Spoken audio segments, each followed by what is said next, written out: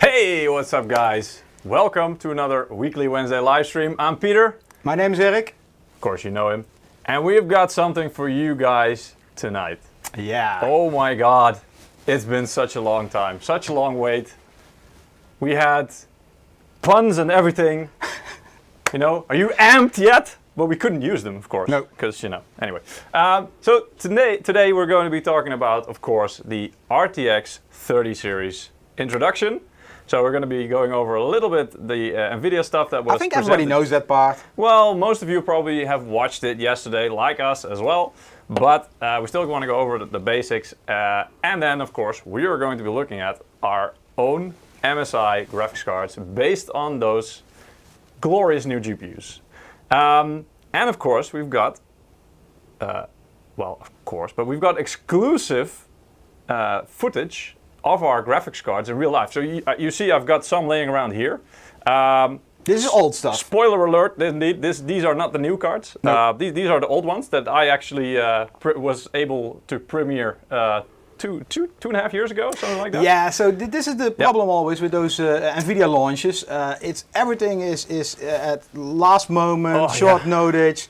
So we here in our studio cannot get the samples, the cards, etc. because they're still worked on, fine-tuned, etc. in the last weeks. But don't worry, we fixed something for you guys. Yes. We've got a special treat, but just stick around.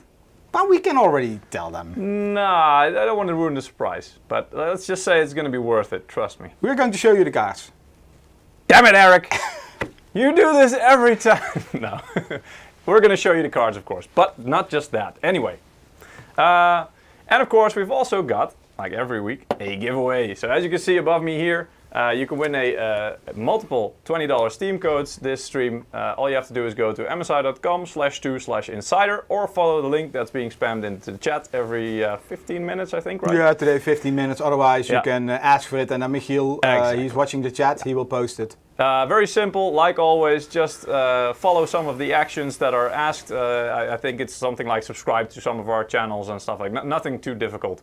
No. The more actions you perform, the better your chance to win. That's how it works. You only have to do it once every stream. So once you do all the actions you want to do, that's it. You're set for the stream, and you have a chance to win one of the codes we're giving away. Now, if there are any questions, just put them in the chat. We're monitoring the chat, but I see a lot of people talking. So it's possible we cannot catch all the questions and answer them. But sometimes we also don't have all answers. Yeah, also, but also just want to highlight to you guys, we are streaming on multiple platforms at the same time. So it's YouTube, Twitch, Facebook, and multiple channels of Twitter. So yeah, as you can imagine, all that chat is being gathered into one screen, which is kind of going full matrix right now, so it's hard to keep up. But we appreciate every message you send, and if we see any good questions out there, we're going to try and pick them out. So yeah, don't hold back. And I'm afraid we cannot catch too many questions. Erik's going crazy already. I can see the chat as well. It's on a monitor right in front of me, and we have a 4K monitor for this. And it's impossible to keep up, but doesn't matter. We're just gonna go and tell you guys all about the new Ampere GPUs. Yeah, that's not completely true because there's still some NDAs in place. Yes. So we're not allowed to talk about performance and some other small things. Yeah, but everything we are allowed to mention, we will. We will share. Yeah. Yes. So Peter, maybe let's start quickly with a short refresh from last night. Yes, yeah, it wasn't that long ago, but let's do that. Let's switch to the slides indeed. So I managed to capture a few slides from the presentation from Jensen. It was a surprisingly short one, I have to say. So it was nice. Anyway, new Ampere architecture, as it's called by NVIDIA, the second generation of RTX. It is made up out of 28 billion transistors. Anyway, a lot of specs here. Some of the key highlights: Micron GDDR6X VRAM or memory, which is the world's fastest memory. Great, and it's built on a custom node from Samsung, or it's called the Samsung 8N NVIDIA custom process. So that's one of the things. I think a bit more to what you guys want to know is that NVIDIA is claiming, compared to Turing, Ampere yields about 1.9 times the performance per watt. So that means it is, or it should be, a lot more power efficient. Yeah, very promising. So really cool. A little bit about performance, even though we can't mention too much, but we can talk about what NVIDIA, of course, showed already. Here you can see the performance you should be able to expect. So 3080 is stated to be about twice as fast as the 2080, which is impressive and something to look forward to. I am. And 3070 is about as fast as the 2080 Ti. And that is actually, I think this is in rasterized performance, right? So not in ray tracing performance. Yeah, but I suggest everybody just to wait until all the websites, your favorite local media is doing the reviews, because then you have third-party, independent benchmarks. And exactly. Yeah, just wait for that until you buy something. Exactly. But I mean, because they will pop up anyway before you can even buy these cards, I think. So, but yeah, very promising. To look at. And when looking at ray tracing performance, because NVIDIA has stated quite clearly, or Jensen in this case, that they intend to not just offer the next level of ray tracing, which of course this is the second generation for ray tracing, but they really aim to both offer you the ray tracing and even improved ray tracing, but also the higher FPS when doing ray tracing. I mean, this was one of the things with Turing, of course.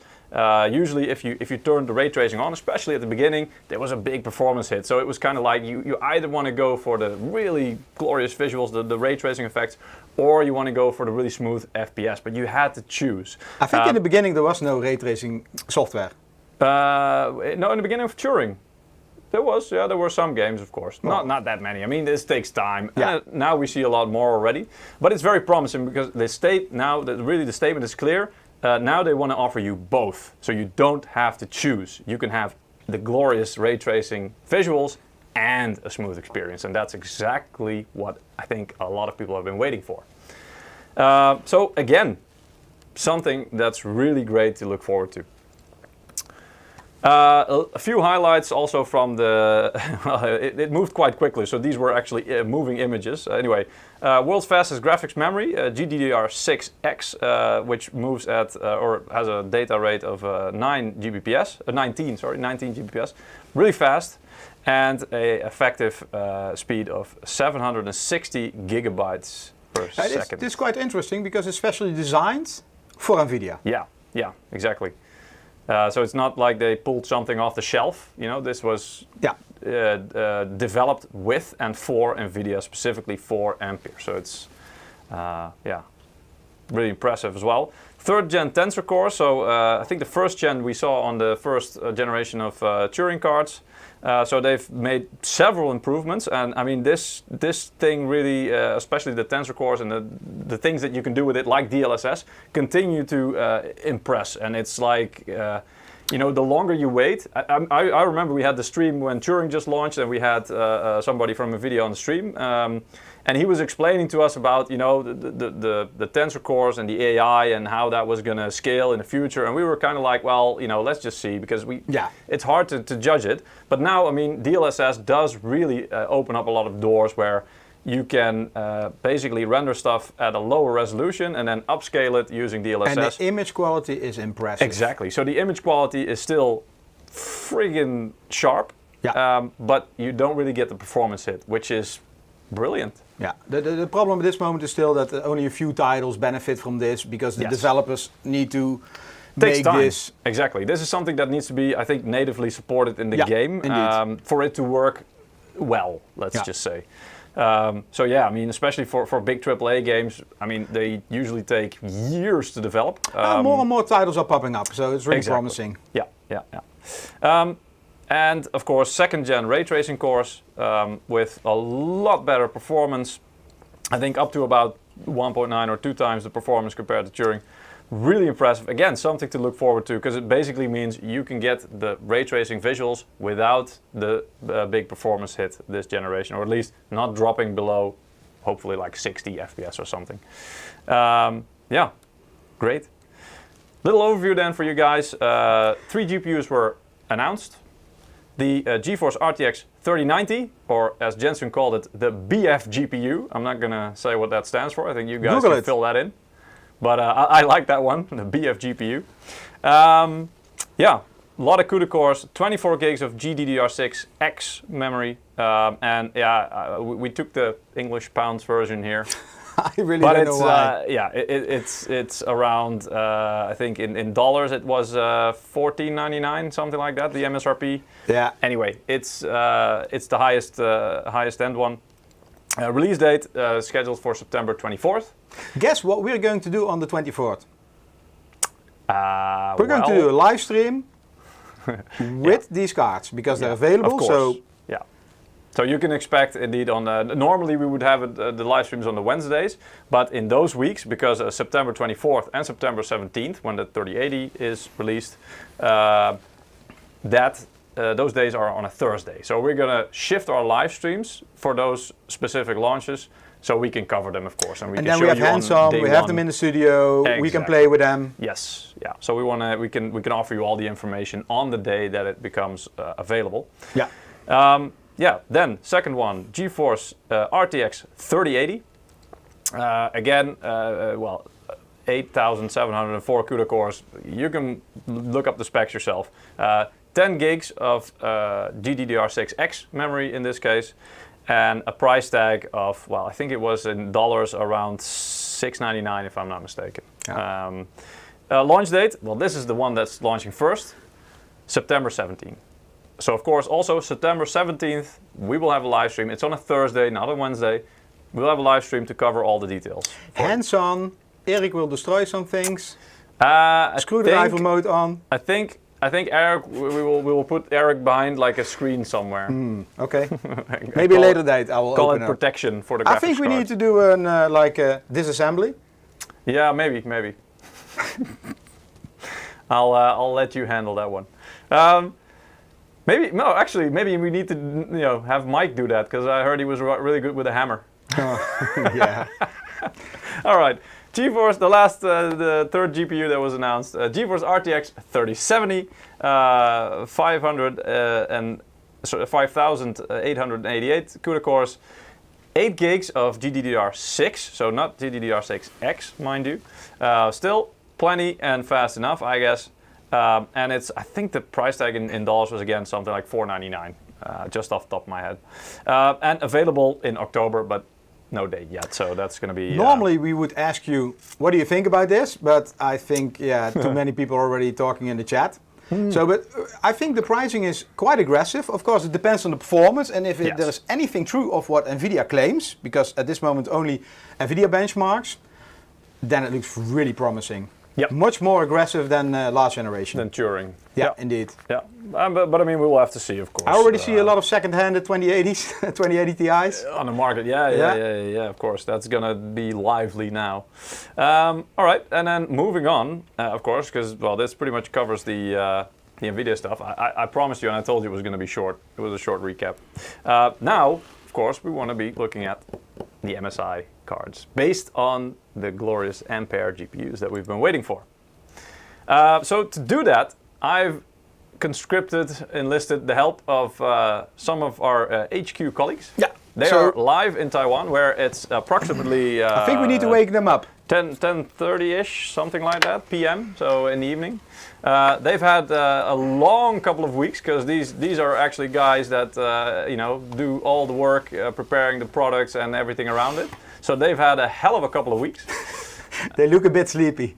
Well, yeah, they should be, because they've been working really hard. It's actually not only the last weeks. I mean, we already started on this like half year ago. Something maybe like even longer. I remember in December you were already working on this, Peter. Yeah. We didn't know, of course, anything from NVIDIA when it was going to launch. No. Yeah. But yeah, these guys. Well, let's just exactly. Let's get them in the stream.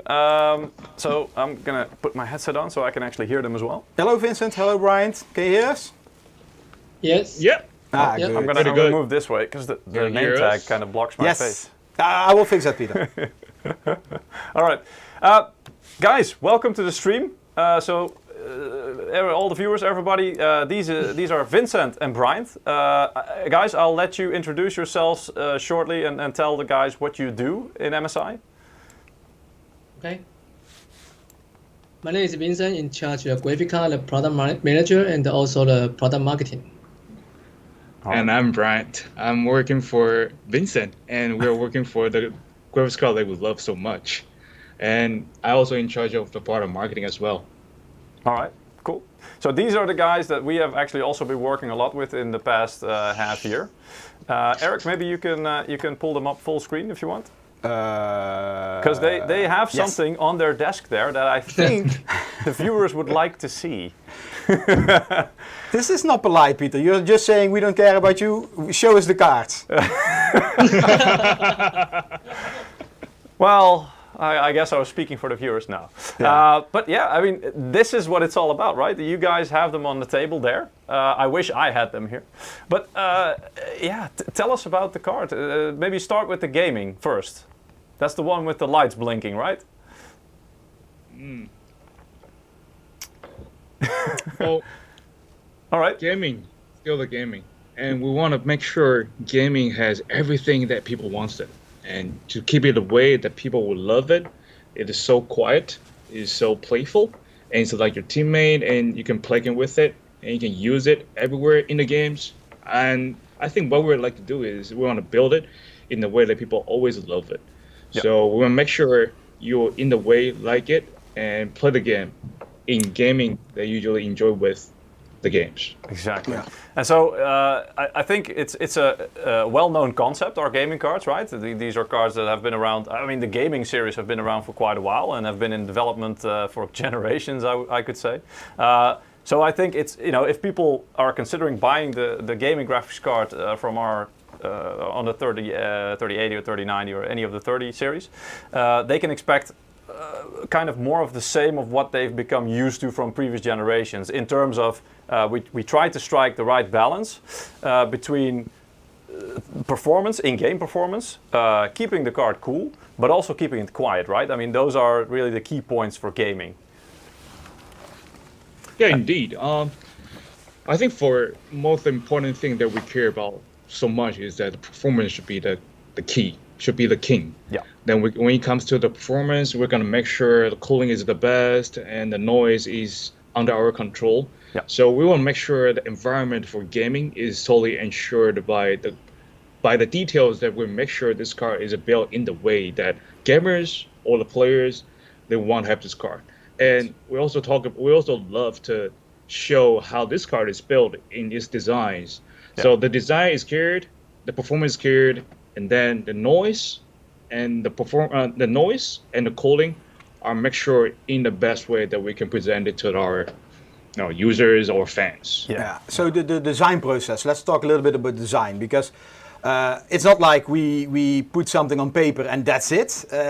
How many versions did we have of this design? I mean, we started, I still remember, you had some 3D renderings, some ideas, then people give feedback on it, like can we move the RGB LED a little bit over there?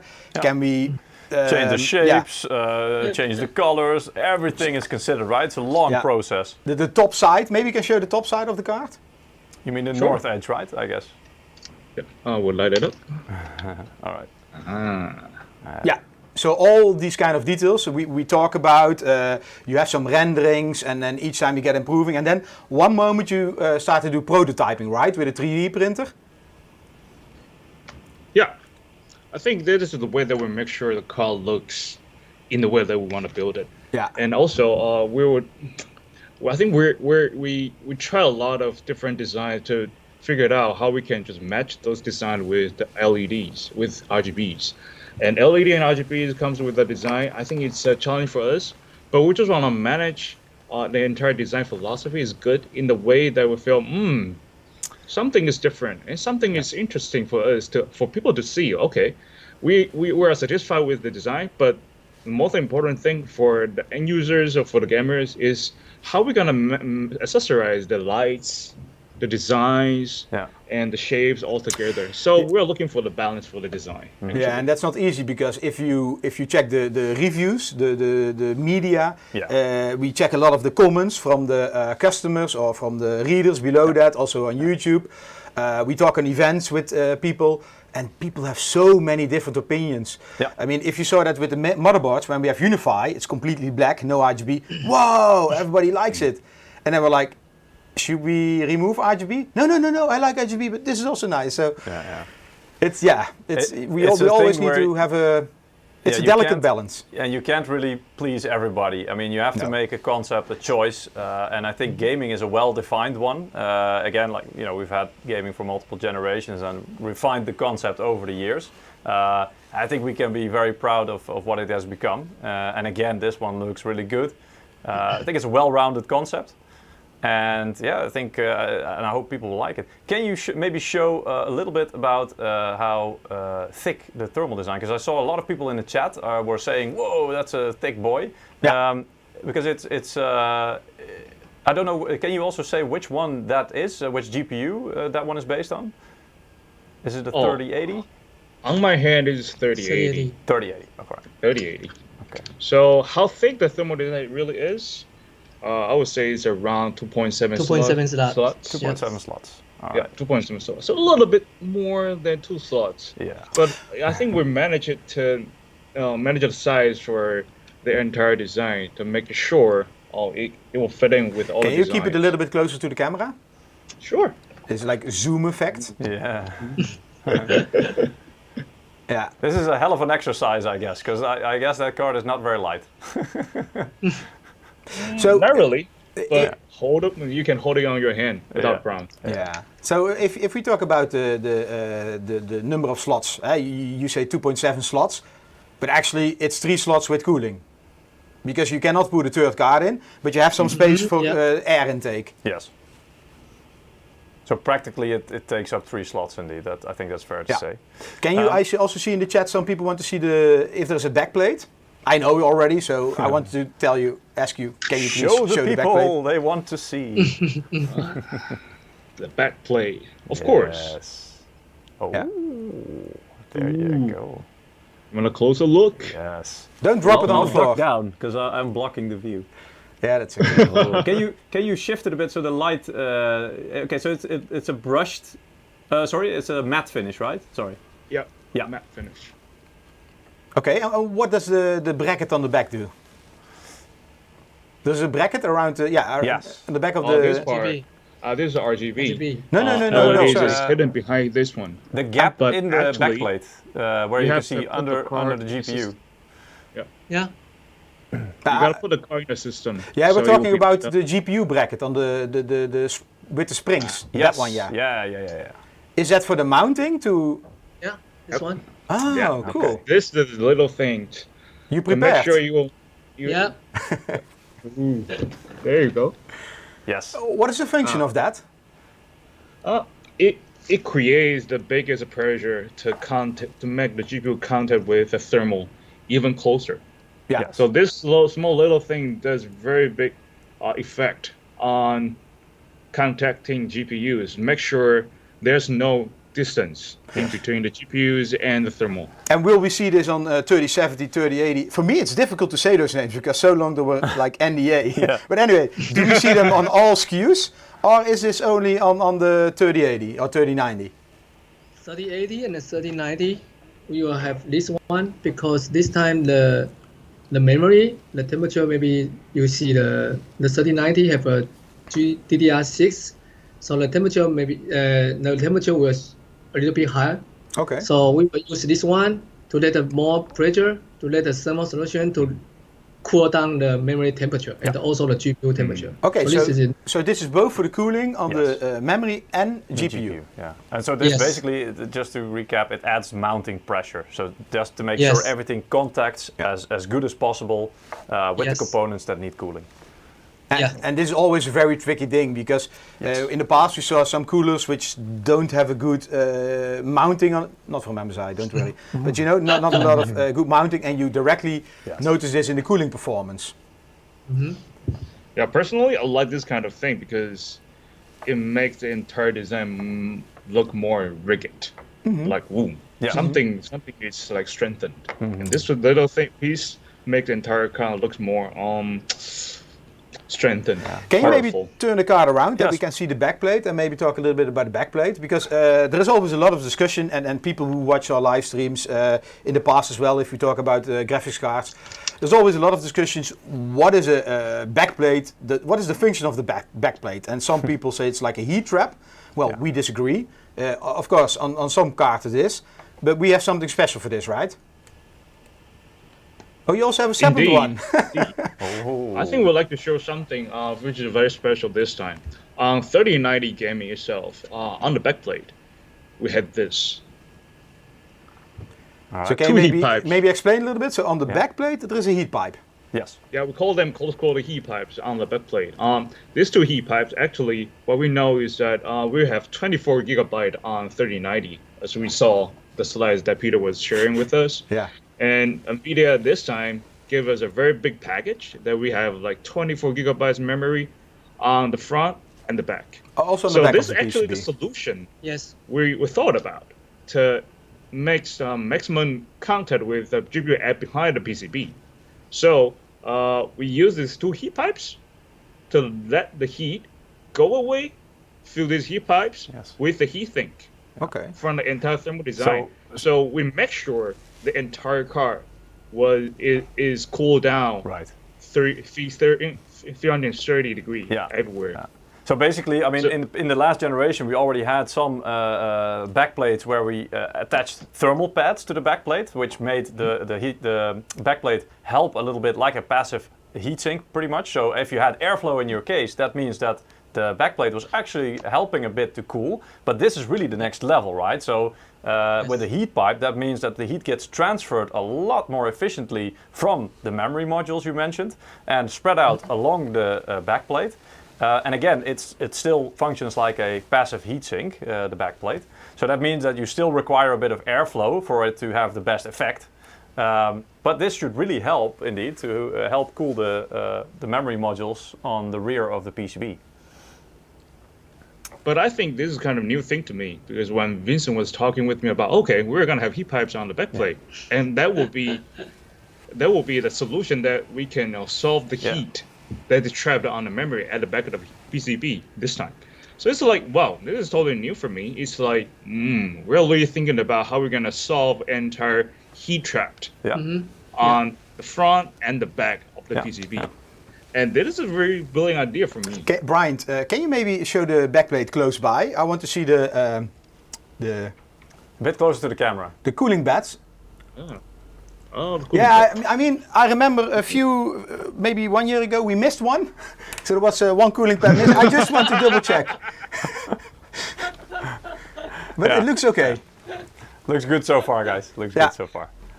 I know some people. We look into I the got it. Yeah. we're looking into the detail this time. Yeah. By the way. No, but I mean, a lot of people are telling that, hey, MSI always bad, half heat pads, and that's completely not true. Yeah. So it just shows. Yeah. But I think if we can improve, we improve. Of course, Exactly. yes. Yeah. That's always important, listening to feedback, and if we're wrong, we just say, hey, sorry, I'm not going to say what I normally say. Sorry, we did wrong, but we will learn from it and improve. Yeah, and it's always, I mean, it's the same like you said, Eric, with, features. Some persons like RGB, other persons don't. So what do you do when you design a card? Either you leave it out or you don't. Well, you can turn it off. But the same goes with there's a balance with making a thermal design and deciding where you put what components. It's a delicate balance because you have to make sure you cool everything sufficiently. But of course you want to do more than that because you want to make sure everything can handle a lot more performance than the default level, pretty much, especially with our custom cards, because they are really designed to be able to handle a lot more performance, right? Yeah, I think this time is kind of challenging for us. And Vincent kept telling me that, well, Ampere has a lot of great performance. We know that, but the heat is a whole problem that we have really to kill the heat. So we can make sure the performance in a very high level, but we also want to make sure the noise wouldn't be the problem, wouldn't be the issue that for the gamers to hear, oh, there's something there. No. We should want to make sure the environment is as silent as it can be. And to fit the slogan that we always talk about, play hard, stay silent. Yeah, I mean, that's the key here, right? That's what we want people to be able to do with these cards. Play as hard as they want, you know, high settings, graphical effects, but no noise if possible, or at least as little noise as possible. I try to enable slow chat, but yeah, the chat is going a bit crazy. Slow chat is broken, I guess. Yeah. Anyway, I saw a question about SLI in the chat. There was one I catched. So, NVLink, that's what's the new name for SLI. That's currently only on 3090, right? So 3080 and 3070 don't get this. Yes, just only on 3090. Yeah. And the SLI bridge, will this change? Yeah, this time is totally new for the immediate. Okay, that more bandwidth, I guess. Yeah. All right. I think it's smaller from the last gen. Oh. The fingers. Yeah, the fingers. As you can see here, the fingers are smaller than the next generation. Yeah. All right. And there will also be SLI bridges from MSI or only from NVIDIA this generation? Because I don't think there are a lot of users, right? This time is only from NVIDIA. We don't need. I also, if I look at the games in the market, I mean, with the coming of DirectX 12, the SLI model changed, because in the past NVIDIA always needed to implement this in the drivers, and with DirectX 12 and all the newer versions, it's now the task of the game developers. So they basically need to include the code in their game that is optimized for SLI. And the SLI market is getting smaller and smaller. I mean, the number of cards which are able to do that. Yeah. So then a game vendor needs to really think twice. Like, am I going to implement like RTX, which I have on a lot of cards, or do I need to put that time in something like SLI, which only the top end cards have? Yeah. Yeah. It's a pity, because SLI and all those other multi-GPU solutions were quite interesting in the past to break benchmarks. From a technical standpoint, really interesting, but usually for a lot of people, you know, practically in the past I've also used it, but it was also even a question of which games support it. Yeah, and even if they support it, sometimes you had issues with micro stutter or things like that. So in the end, it usually ended up better if you had the choice to go for one big powerful GPU versus two less powerful ones in SLI. That usually ended up working better, and for pretty much all games. So safer choice. Guys, there are some new things on the gaming that I want to see if you guys can show. Starting with the fan, because you know our gaming cards are known for the Torx fan, right? And the last generation on Turing, we had Torx fan 3.0, so the third iteration of our Torx fan. This generation, the gaming cards, they have the fourth version, right? Torx fan 4.0. Can you tell us a little bit about what is different compared to last generation fan? Let's take a close look for this one. All right. Yeah. Ooh. So I think from a different angle, you probably can tell there is something different from the last gen Torx fan 3.0. Yeah, or what I can do is I also have the product page open here, so we can show a capture at the same point where I have a picture of just the fan. Because I think one of the details we want to highlight is on the very outside of the fan blades, right? Yes. Yes. Eric, can we go to the capture? I think that one? Yes. Here we go. So this is the product page. It's online right now as well. So if you guys want to find out more information about these cards, you can go to msi.com and then you'll find the product pages online. So this is the fan we are talking about. And as you can see on the outside here, you can see my mouse cursor is going over it. On the outside of the fans, and they're basically paired into twos, there is a border or a link linking the two fan blades. And I'm going to let you guys explain why we did that, because that's a really good thing, right? This has a really good effect on the airflow and the cooling.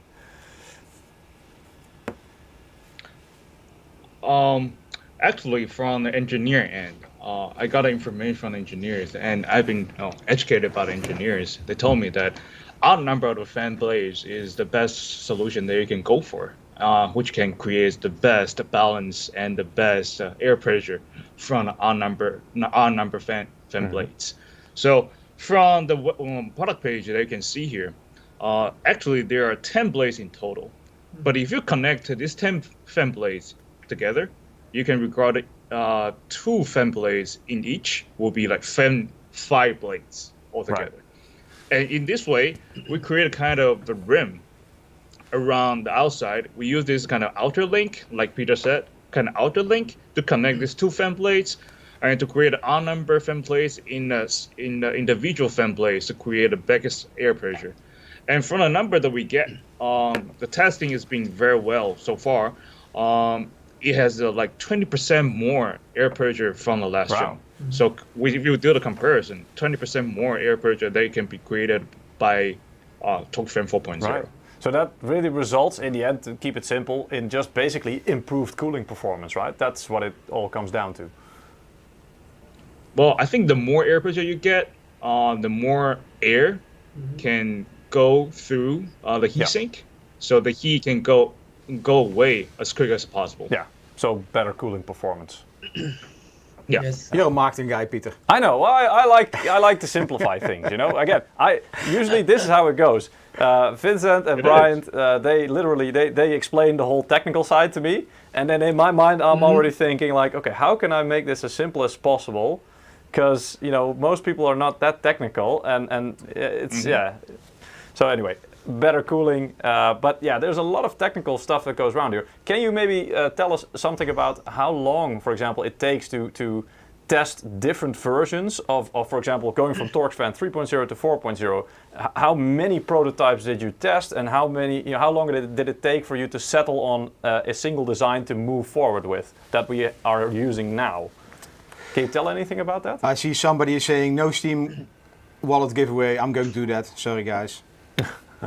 That's okay. It's okay. Yeah, I think that we just we developed the new fan, and like we use a TorqueFan 3.0 on Turin, and as you know, the Turin the life cycle is 2 years. So 1 year ago, we just think about it. We need to make more innovation on the thermal solution, especially on the fan. So we make I cannot calculate how many markup on the fan, maybe 10 too many, and testing too many times, and we spend more than 6 months to develop the new fan. There you go. So so we prepare for the Ampere. Yeah.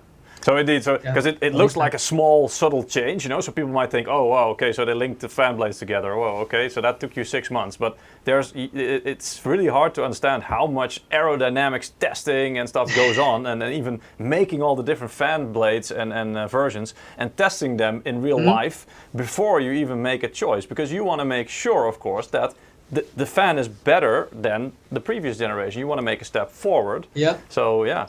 Peter. Yes. Oh, you have a winner. Okay, sorry guys, just interrupt because we have to do the giveaway in between. All right, so we have a winner, and I'm gonna try to pronounce the nickname Nayatos. No, I think that's pretty okay. Nayatos. Congratulations on winning a $20 Steam giveaway voucher code. We will send it out to you in the coming days. You can still participate. Exactly. If you guys haven't participated yet, please do so. Go to msi.com/2/insider or click the link in the chat. And just perform a couple of actions and you have a good chance to win. So more giveaways later on this stream. All right. They're saying something. This is NDA, guys. We need to translate this. Yeah. But Google Translate here. Somebody told me that besides what we're seeing here, you might also have a example of the thermal design separately, right? No? The cooling? The cooling. Thermal design separately. What does that mean? The one? Detached. This one? Because I was wondering if it's possible that you can flip it around, because one of the key features we want to show as well is, I think, called core pipes, right? Is that something that's visible if you turn it around? I think there so. You go. Let me help you Yep. to get close to. All right. Because the core pipes refers to the heat pipes that Wow. actually contact the GPU and then help to transport the heat along the heatsink. Yeah, Yeah. it does. It And as does. you can see, it's a pretty, it's almost like a solid object, that those core pipes. Because what we did, and I don't know, no, I don't have a good visual for it, but what we did is in the past, a lot of these heat pipes, they were oval shaped, right? They had rounded edges. They were a bit, they were like, they weren't like round, but they were squished. So they had like rounded edges. But if you have Yes. round, you have an example there? Oh, anyway. But you have, if you have rounded edges, that means that there's still space in between. And Yep. the key to being the most efficient in transporting the heat across the heatsink is to leave no space unused on the GPU surface, because you want to use all that surface area to take the heat away from the GPU, and that's what the core pipes do. So we made them as flat as possible so that you have as much contact as possible on the GPU die, which means that as much heat as possible is actually being taken away from the GPU and then dissipated through the heatsink. Yeah, I put it on the screen from the website. Yeah. So this is the product page. Yes, yeah. Yes. So that's what totally cool core pipes means, because they are literally totally cool. They help the GPU to remain totally cool.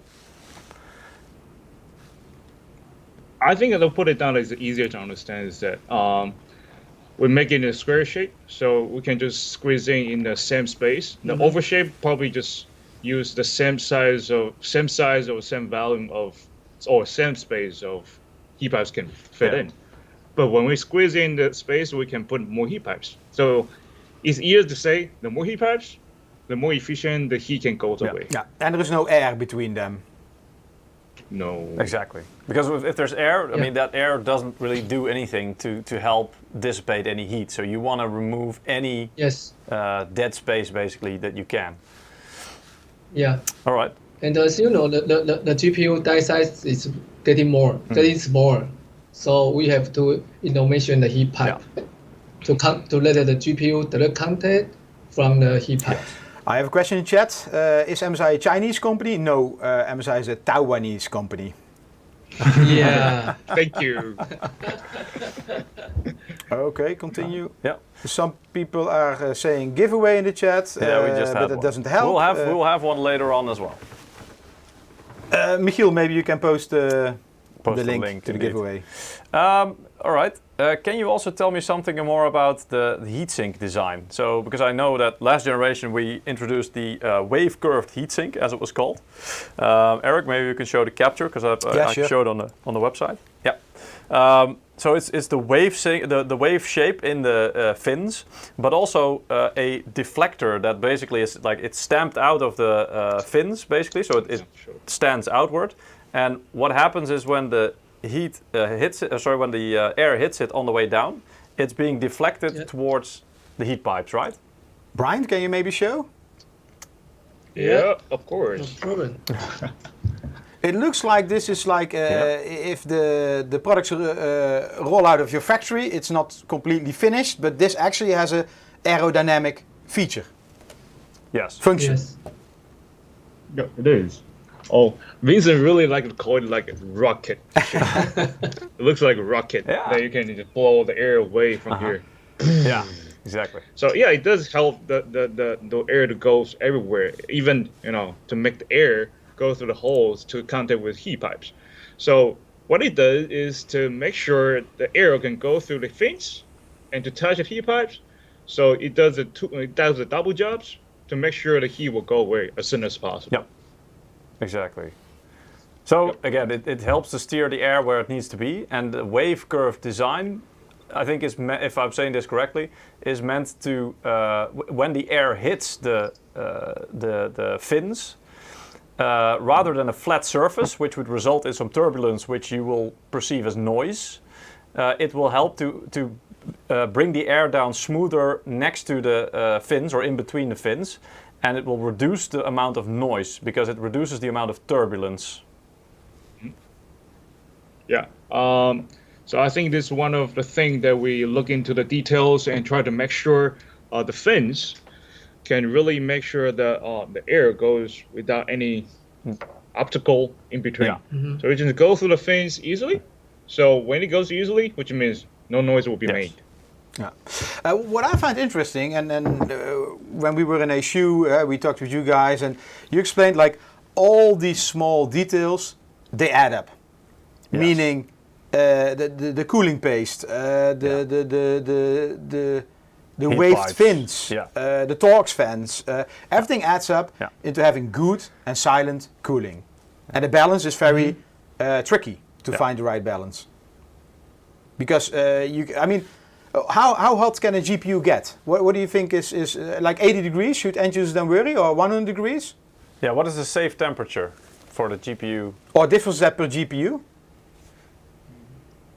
I think it depends on the requirement, the temperature. Maybe I think for this time, the below 80 or below 75 should be fine. Yeah. But even if it gets hotter, for example, 90 degrees, should gamers be like worried or shut down the PC, or is it still, well, it's a bit hot, but it's okay. It won't be damaged, for example. Yeah, they will not be damaged because the NVIDIA, they have a safe protection. So 84 degree and the 90, they have a different protection functions. So don't worry about it. But I think like 90 degrees kind of red light for us. It's like, whoa, 90 degree? No. We're trying to make Of sure course. 90 degree won't be Yeah. touched. Yeah. But I okay, mean- because a lot of customers, a lot of people, they think, "Ooh, if it gets too hot, my house will burn down or something." Yeah. or So the card will damage. So, Yeah. But indeed, there's built-in protections indeed, so that if the card gets hotter or above, for example, 80 degrees, or I don't know what the limit is this generation. We'll have to find out, of course. But then, of course, the GPU will basically throttle back a little bit to protect itself, so it won't get hotter. That's pretty much it. So it's also very hard to intentionally damage your GPU. So if you are accidentally, even if you're just playing a game, you should never be in a situation where your GPU gets damaged because of getting too hot. Yeah. That's simply put the conclusion there. Yeah, I saw a question in the chat. Is MSI also launching on the 17th? And so he's asking about our custom designs. Yeah, the 3080, yeah. Yes. So yes, our cards Yes. will also be available on the 17th, which is for 3080, Yes. and 3090 on the 24th. Yes. And the 24th. 3070 later. we don't know yet, but that will be somewhere in October. Yeah. Currently, Yes. the NVIDIA said October, but Yeah. we have to wait and see what the. I'm sure actual date. I'm sure when the 3090 hits the market, they will probably announce when 3070 will come. Yeah. I guess, we don't know. Exactly. Okay, I hope that pre-orders, I think nobody is allowed to take pre-orders, meaning that NVIDIA will not take pre-orders on their website, and no e-tailers or resellers are allowed to, or will take Pre-orders yet. No. pre-orders. I think Yeah, you I saw a just have to question with wait my until name, the so individual it drew release my dates. attention. So for 3080, you Yeah. simply have to wait until the 17th of September, and for 3090, 24th, and for 3070, it remains to be seen because we don't have a date yet, but somewhere in October. Yeah, I see another question. Yeah. Eric, any info about when water-cooled MSI cards will be available? No, not yet, but we will have them in the future, and this will still take some time. Yes. Yeah. At some But we're point. working on it. I mean, just very shortly as well. I think this kind of. I think we can highlight the fact, for Turing, for example, and in previous generations, we had a lot of different models. In the past generation, we had Ventus, Armor, Duke, Gaming, Seahawk, Arrow ITX, Lightning, all the different cards. And you might be sitting here thinking, I only see Gaming and Ventus, and you're right. These are the cards that we have right now at the launch. I can't tell you exactly what we will have, but I can tell you from reliable sources, these guys there, they told me. they told me there will be more cards coming. So on the GPUs that we know, there will be more cards coming. But I cannot tell you which ones exactly, or when, or how they will look, because that is still, a secret, let's say. So. Yeah, even it's a secret. I think it's always an interesting topic to talk about water cooled graphics card. And I think Vin has been telling me a lot, like, well, water cooling is still a topic that we still have to kind of focus on it to see if there's a chance that we can have some model for that. But for now, for us, it's like we're trying to figure it out how we can fit in the entire product lines to deepen the entire product lines, and also we have the Seeker in the past. Yes. So at the moment, we're just thinking, how are we gonna make sure Seeker is a good product in the future? So there's a lot of consideration in there. But according to the product development and the status there from NVIDIA, I think it's interesting. Probably would like to keep it going on and on and on to see, how we're going to create this product in the way that we like and the way that players would like. I see a question. Just one? Well, I see a lot of good questions, so I'm trying to catch them from time to time. Will there be enough stock? Well, the answer is no.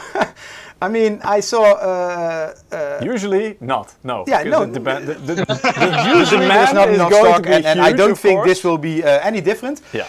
So what usually happens in the beginning, the first batches, the first shipments, they go to us, to Peter and me. Yeah, sorry guys, but Yeah, no, without joking. I mean, in the beginning, it's always the production is ramped up, so it will take time, to get volume in the market. Yes. There are a lot of people waiting for this, so this means probably, I mean, resellers are not allowed to take pre-orders, but on the 17th and the 24th, when they're allowed to sell, and then when the cards are on the shelf, for sure the first batches will be gone quite quickly.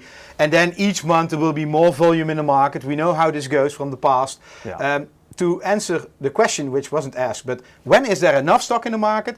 Normally, this takes like 3 to 4 months. That we really see that there is enough choice of the cards in the market, and no guarantee that it's this time. It really depends on the situation, because if everybody keeps buying these cards like crazy, I mean, we've seen it in a couple of years ago. There was the mining situation, and then there's never enough stock, because as soon as it leaves the factory, it was already sold. And that's, we hope that doesn't happen again, because that means a lot of gamers couldn't get cards. And of course, especially the cards you're seeing here are specifically meant for gamers and home use. So that's our first, what they're meant for and what we prefer they end up.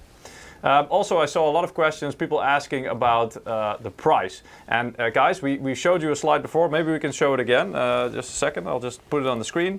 Because again, we don't have exact prices. All we have at the moment are the MSRP prices from NVIDIA that they've presented yesterday as well. I've got a slide here, Eric, maybe you can switch to it. Yeah, it's in British pounds. Nobody understands pounds. I can translate it to dollars for you.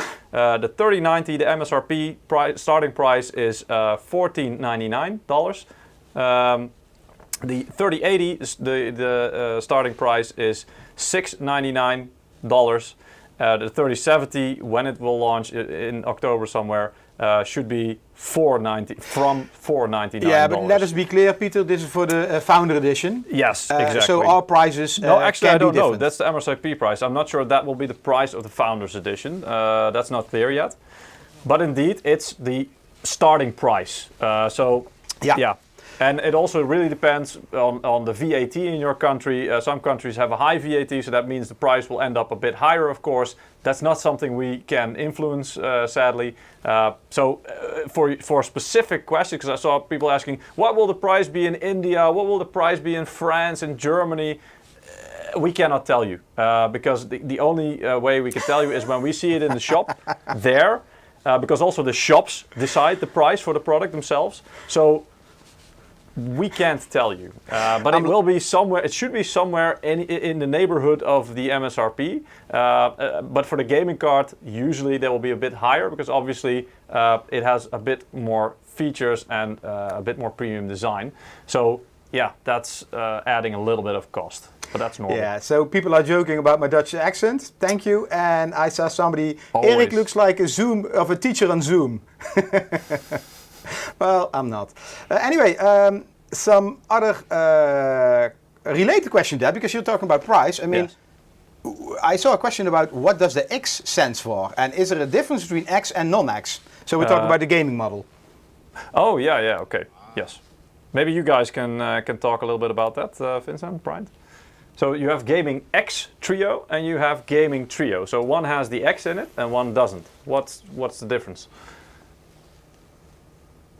I think it's all about identity they want to ship out from gaming.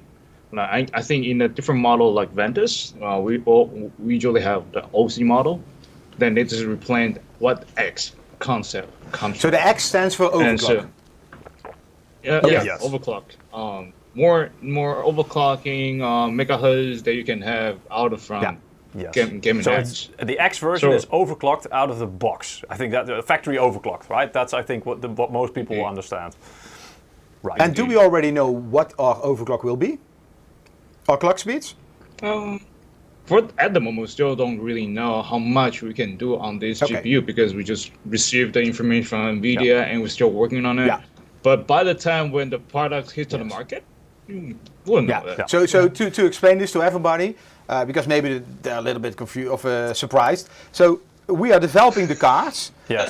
but we don't know the actual speed No. until the announcement of NVIDIA. Yes. Because they also want to keep this secret, that there are no NDA leaks or no information leaks out, and that they have a nice surprise on the event. Well, I was surprised.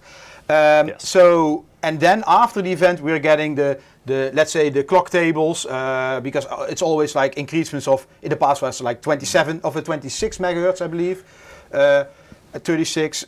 So, and then we can start testing with our thermal, with our card, and the drivers, of course, what the performance is, and in what safe regions we can overclock it with having the right balance between performance, noise, and cooling. Temperature, indeed, yeah. I think it's not just about one individual thing. There's all the things we have to consider about. We have to think, oh, this should be fit into the thermal design, and this should be very good for the product itself. When everything is considered, and that's the card that we can put on the table. I think, Peter, in last December, we were in HU and we did a live stream about how this is developed, because actually the GPU is developed with a hot plate.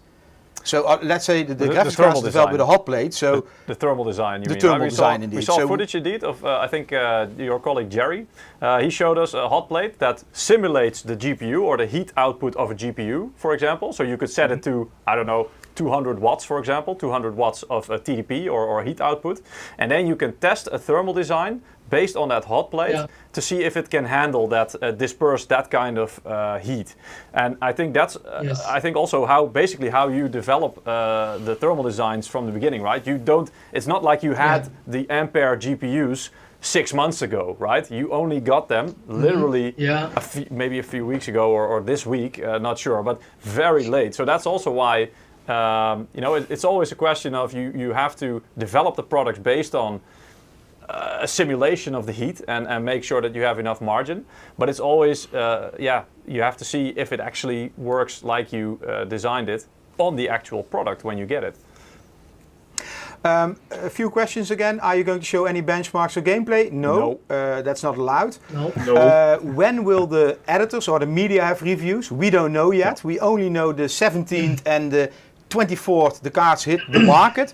And if you can buy them, then probably you can do your own benchmark. So I guess benchmarks will also be around that date.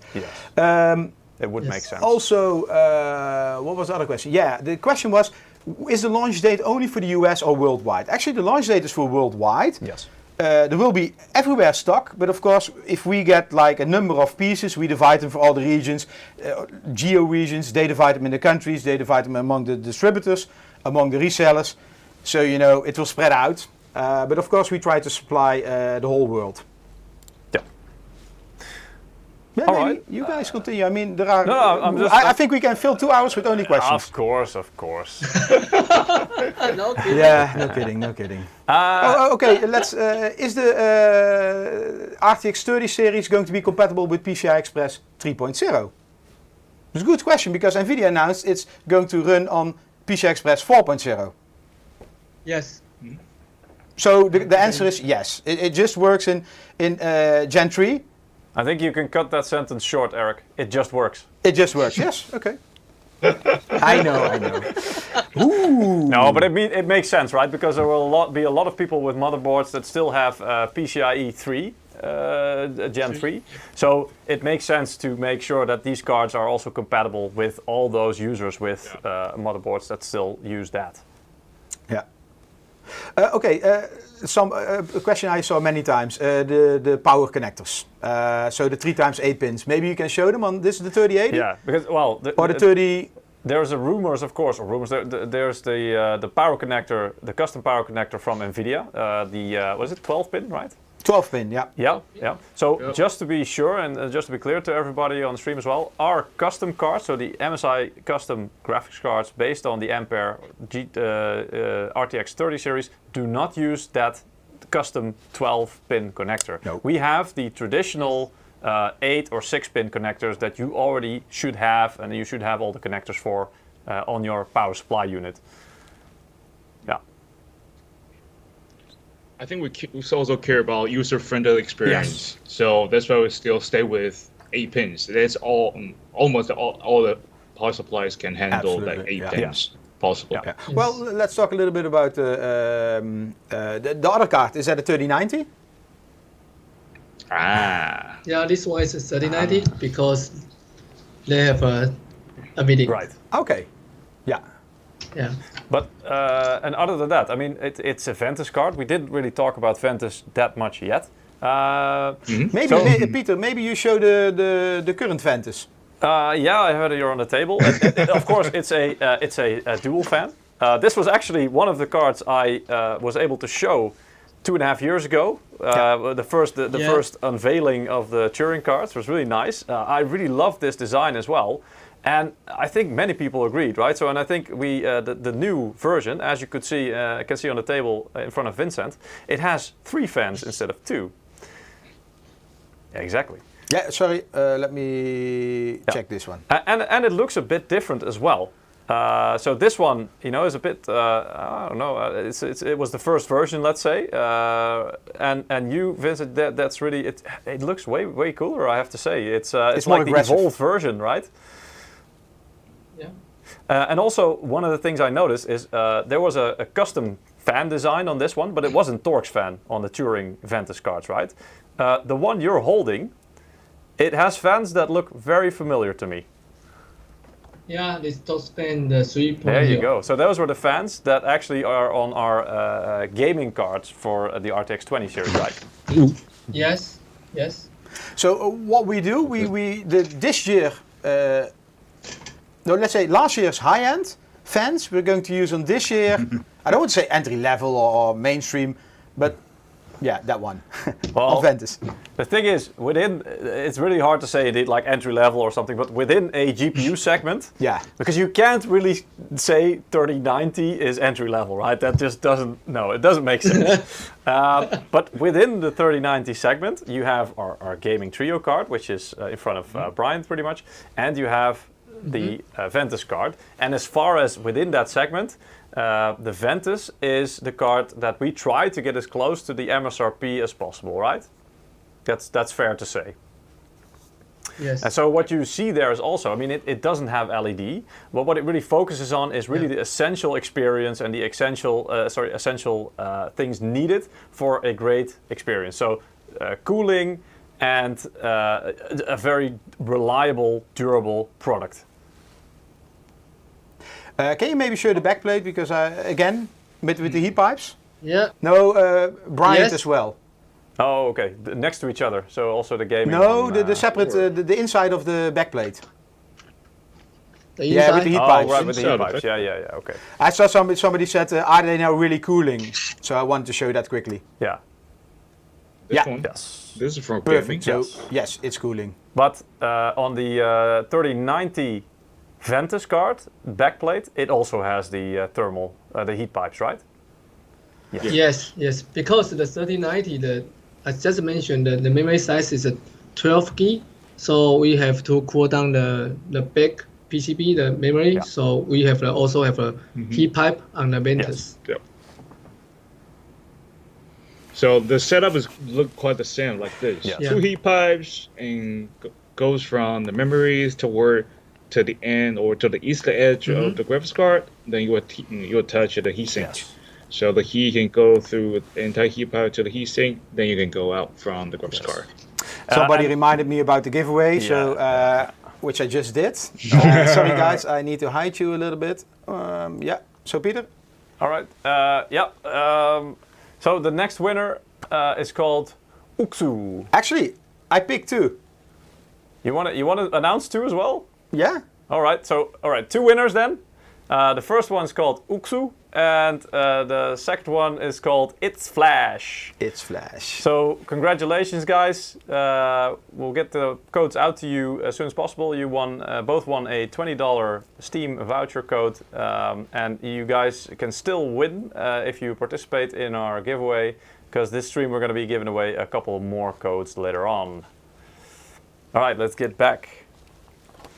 Because for the Ventus, I mean, we talked about most of the features about the gaming card, of course, but for the Ventus, especially the triple fan version, there are some differences, like the fan, it's a Torx fan 3.0 and the gaming one has 4.0, but a lot of features are also similar, right? Because, for example, the core pipes you showed and explained earlier, Ventus is using a similar technique, a similar technology. But yeah, a lot of other things. Yes, it looks different, but on the inside there are actually a lot of similarities, I believe. Can you tell us a little bit about that? Yeah, the airflow control we still have.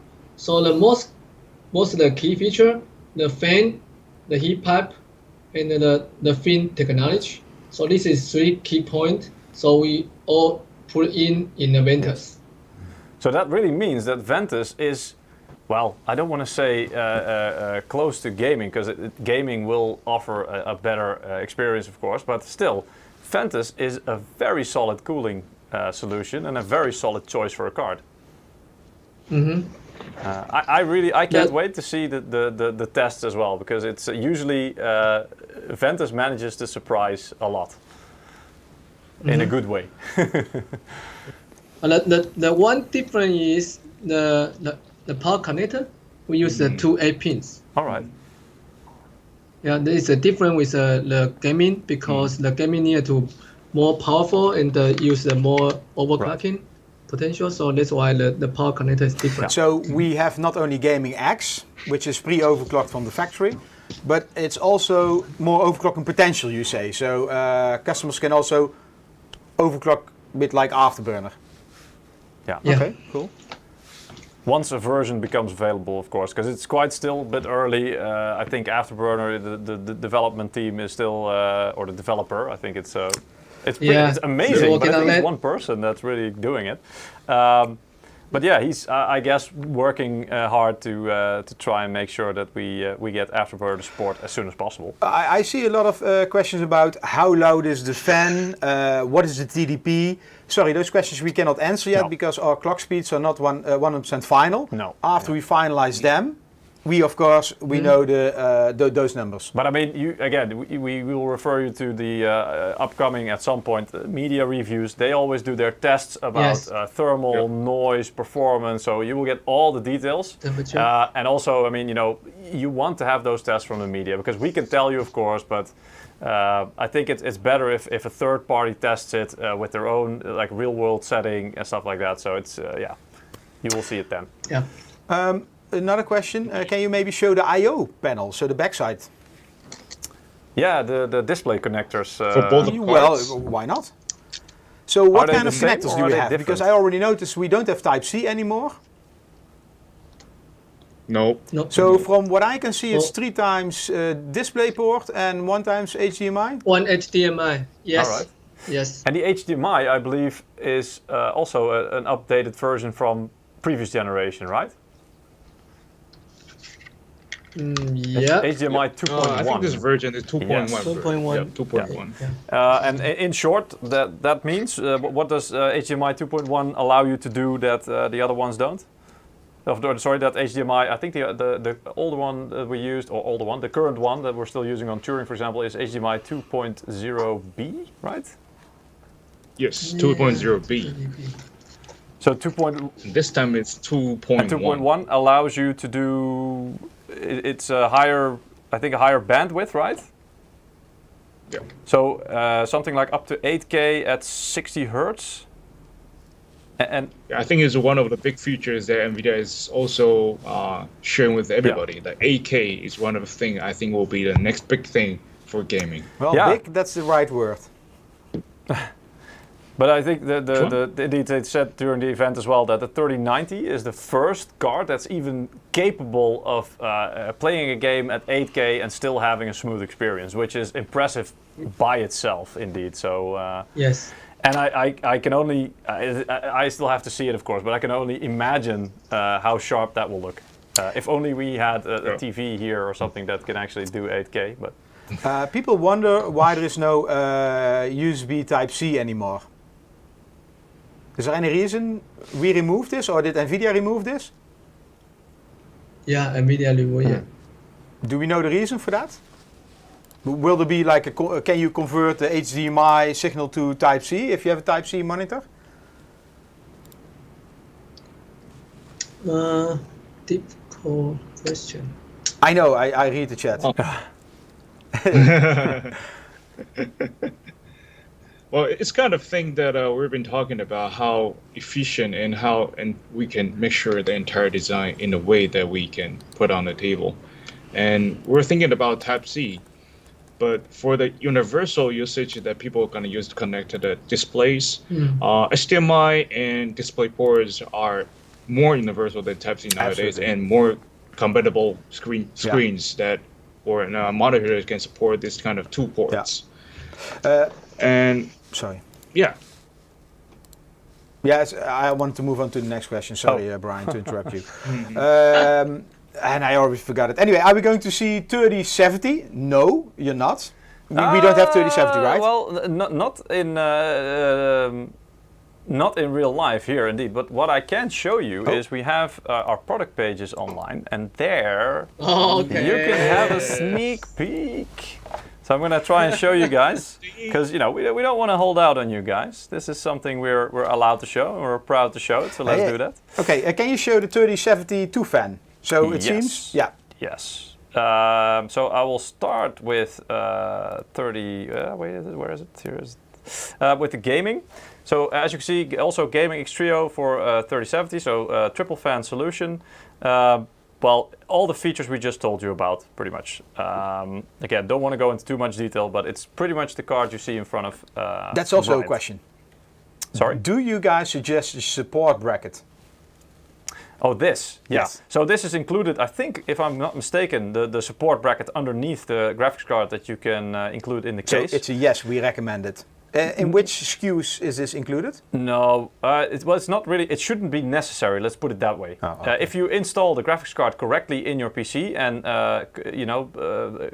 fasten both the screws to your case on the I/O panel, and it should be fine. It should not be really necessary. However, we know that people tend to drag their PCs around, or they move house, or they go to a friend's house, or SIs, some of shops, they assemble PCs and then send them to their customers. So there's a lot of transportation, and that, of course, if you hit a bump or you have a bumpy road, whatever, there you just want to have the extra security that your graphics card will stay in place, nothing will happen. So really, that's the scenario that we think this support is most useful for. But if you want to put it into your PC, even if you don't ever move it, hey, it's in there, especially for I think the triple fan cards, most of them or all of them will have it in the box. So then at least you have the option to put it in the PC if you feel more comfortable doing that. So, but again, I see another. I do want to stress it should not really be necessary. It's not like it's something that you have to do, otherwise something is going to happen. No. These cards should be rigid enough by themselves, and also the motherboard and the case should be able to handle the weight just fine. I saw another question, but chat is going too fast. Will there be a mini ITX for the RTX 30 series? We just discussed that earlier, right? We said, I know we had those in the past. Same with Aero, the exhaust fan, water-cooled Seahawk. We don't. I don't want to say we don't know yet. We might know, or we might have an idea because we're working on some things, but we don't have anything we can show you guys yet. Yeah. So yes, there will be. We are working on more models, so there will be more choice going forward. But we cannot tell you which cards yet or when. So you'll just have to wait. I'm sorry. Brian, do you perhaps have old MSI cards over there that you can compare the size? No, Okay. unfortunately, that we don't really have It's that okay. here. Anyway, with us. on the screen, you guys asked for the 3070. On the screen here is the webpage for the 3070 Ventus 3X. So you will see there will be this generation Ventus 3X, which is a triple fan solution, and Ventus 2X, which is the dual fan solution. First, I'll show you the triple fan. So as you can see here, it looks very similar to what's in front of Vincent. It has a lot of the same features, really cool. Now let's show you the dual fan. Here you go. So this is the Ventus 2X, also based on the RTX 3070 GPU. So yes, there will be a dual fan solution available. At present, it's only available on the Ventus 2X. And there will be an OC, so a factory overclocked version, but there's also a non-overclocked version of this. Somebody's dog is dizzy because of the chat. All right. Anyway, so yeah, yes, the answer to your question, and now you saw them as well. Even unfortunately, we don't have a physical sample in the studio yet, with also with Vincent and Bryant. But yes, there will be dual fan Ventus cards. Yeah. So some questions about your system. What do you need? Again, about PCI Express 3.0. Well, that works just fine. But also a question: what CPU do you need in order to run this card? And I think it's not a big issue. It depends more on what game are you playing and what kind of GPU are you going to pick, like a 3070, 3080, 3090. Because sometimes the CPU is a bottleneck, sometimes the GPU is and will be the bottleneck depending on what resolution and settings you run. So I would suggest just wait a few weeks until the 17th and the 24th. Yes. Then you will see all the benchmark, and I'm sure several media will also run with Core i5, Core i3, with AMD, just to show the impact of the CPU and where it will be a potential bottleneck. Because technically, I guess you could say a whole lot of a big list of CPUs will be able to run these graphics cards. But that's basically saying they will boot into Windows, for example. Yes, so they are supported. But that doesn't mean that, for example, Intel Pentium, one of the entry-level CPUs, is going to give you a good experience in games. That's a different question, indeed. So there will probably be some like sweet spot combinations. But again, like Eric mentioned, those will probably be mentioned by the media by testing and then seeing which combinations work best with which card. So again, you'll just have to wait a bit and then you'll find out.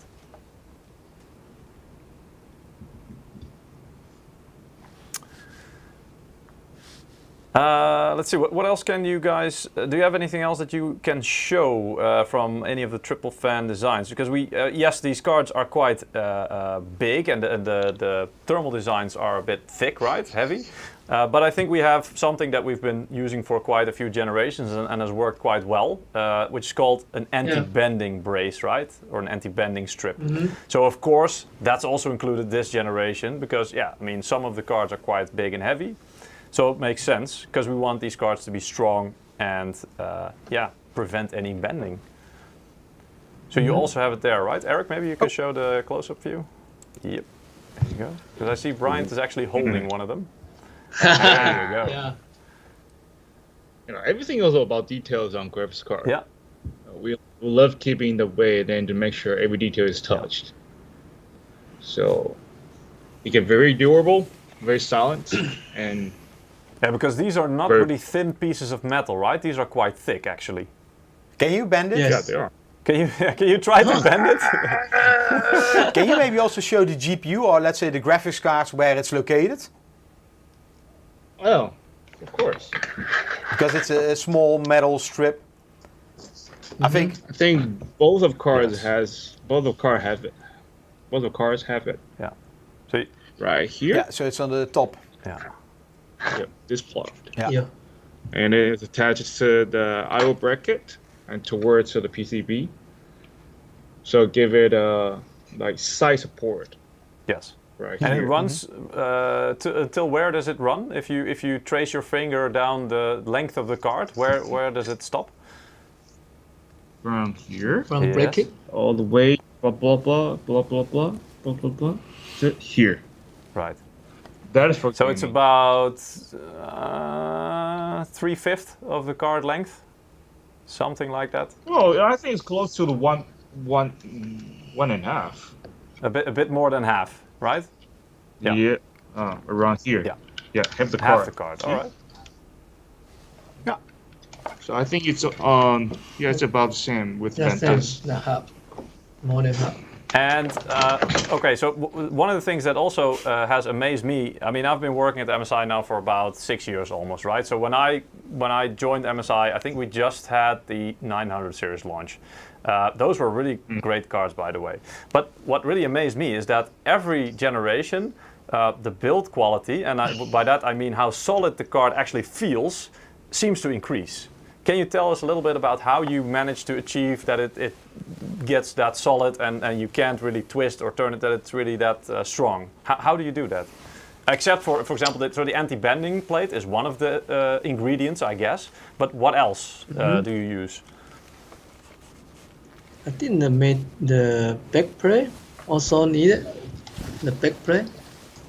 All right. Because there's multiple screws going through the backplate, right? Into the card, into the PCB. Yes. So that also kind of links everything together in multiple places along the card, right? Yes. And some of them even link through the PCB into the thermal design, into the heatsink. I think that's only maybe at the cooler, perhaps. I'll say this part. This part. Yeah. Yeah. I think also like From here? more single design. Okay. Other side. This one Yeah. Yeah. And this part. as well. Yeah. So you can see indeed. So at multiple points, actually, you know, the backplate has multiple uses. One, it looks nice. Yes. Don't forget that. Secondly, as Brian showed earlier as well, some of the backplates have, especially for 3090, they have heat pipes on them. Other backplates have maybe something else special, like a special ingredient, but I'm not sure if we want to show that now, or talk about that now, let's say that. But also, they help to strengthen the card and keep it rigid and help against bending, for example, you know, at least make it feel a lot more solid. So it actually, a backplate does quite a lot for the graphics card. It does. For the cooling part, I think we'll talk about that. And for the strengthen part, I think we also try to make sure everywhere is touched, especially the screws, where to touch, where to attach to the card. And I think NVIDIA also has some minimum size for the distance in between the backplate and the Yeah, PCB. of course, yeah. Yeah. But I think these are standard, because I remember at some point there were, it's always difficult. You have, for example, a graphics card, of course, you mount it on a motherboard, right? That's always how you do it. And even within motherboards, the layout is very different sometimes. And I remember at some point we had a graphics card and a motherboard, and we put it on there. And actually the backplate almost hit the some part of the, what is it? The memory slots, I think. So there's, I think there's also like maybe an ATX standard or something like that, but there's a standard indeed that you have to keep in mind when creating graphics cards. You can't just make the backplate as big as you want to, right? There's certain restrictions that you have to stay within. And limitation. Yeah, exactly. Yeah. Because I mean, even looking at some generations, we try to make graphics cards big, sometimes even crazy, crazy features or something like that. But something simply you cannot do, because you have to stay within certain restrictions to make sure it can actually fit on a motherboard and be used. Otherwise, I mean, you just end up with a graphics card that looks crazy, maybe has really great features, but unfortunately, you can't fit it into the PC. I think this time Vinta is also working very hard to manage the size, how they can fit in, since we need better and bigger heatsink for the cooling. But we also have to see how big the card should be developed in the way that we can put the card in the case without any problem. I see some nice discussions in the chat. Somebody made a very good remark. PCI Express Gen 4 is going to be important for RTX I/O. That's true, but I believe RTX IO will still be a few years before there are games using that. So, yeah, it's interesting because I've seen it, and RTX IO sounds very promising. Yes. Sounds like a really big step as well, but it also indeed requires games to be, I guess, programmed with this in mind and to include it from the beginning of when it's being programmed. So that also means, again, for big games, it's going to take a while before you see any games that actually use this feature to the fullest effect. Some might start using it already in a small way soon, but widespread implementation will probably take a while, yes. Yes, we will release at the same time as the Founder Edition on the 17th and on the 24th. Yes. VR support, well, Type-C, no, that's removed. A lot of things actually we already talked about. Yes. But touching on VR support, because again, earlier this year we had I think we can call it the first AAA game in VR, right, with the Half-Life Alyx. If people are worried, but can these cards handle VR? Yes, very easily. You just need HDMI connector and USB, and you can play VR. I mean, the performance is mind-blowing. So yes, don't worry. If you plan on playing VR and you're wondering, well, can one of the Ampere cards that a 3090, 3080, or 3070, can they actually handle it? Yes, easily. So also people are asking two questions regarding the PCB. Well, one is about water cooling. Will you use the reference PCB? No, I don't think that anybody will use the reference PCB, because this time there is not really a reference PCB, because the NVIDIA card has a very odd shape. So all the third-party cards will use a custom PCB design.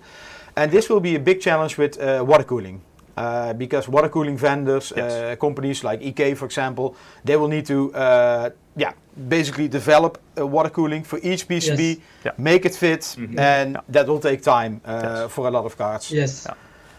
Yes. So that's not to say that there will not be any cooling solutions or water cooling kits for PCB, for the reference PCB design.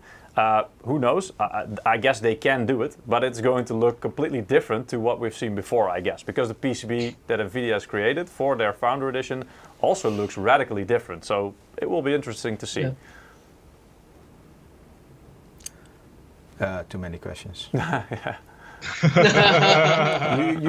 This is the problem. I see a lot of good questions, but then I try to break in, wait until you're finished talking, and then I already saw 20 other good questions. Can it run solitaire? We're probably going to share some insight with those questions if it's needed. Yeah, can it run Crisis? That's a good one. Can it run Crisis? I think the main question these days is, can it run the new Microsoft Flight Simulator, right? That's the new Crisis. It's really heavy. It's the new Crisis, indeed. It's quite interesting. NVIDIA didn't show any of those benchmarks. And if you now look at Flight Sim, Microsoft Flight Sim 2020, it's like doing 1080p 30, 1080p 50, depending on your GPU. But it's really, really heavy. Yeah, but I mean, I'm not sure, is the game in full release, or is it also still kind of like in development that they might optimize full it a release, bit? Full release. It's released already. Yeah, but is it like early access? No early access. Because I can imagine that they might try to optimize it a bit more so it runs a bit more smoothly on more systems going forward. But who knows? It might stay the Crisis of our of this year or these years. Who knows? Let's see. What else can we? Can you give me some estimation of the power usage of your cards? No, this is at this moment still very difficult because, like what we talked earlier, we're still working on the final clock speeds, which will determine the noise or fan sound, which will determine the temperature, but also the power usage. I mean, NVIDIA has released some on the NVIDIA webpage, for example. There are some target TDPs, for example, or estimated power usage things. Yes. Actually, later on this stream, we have a slide where we talk about some of our new products that are kind of linked to this, power supplies. And so there are indeed some numbers from the NVIDIA website, so you can get some indication. But again, this doesn't mean that our graphics cards will be in the same range. We're not 100% sure yet.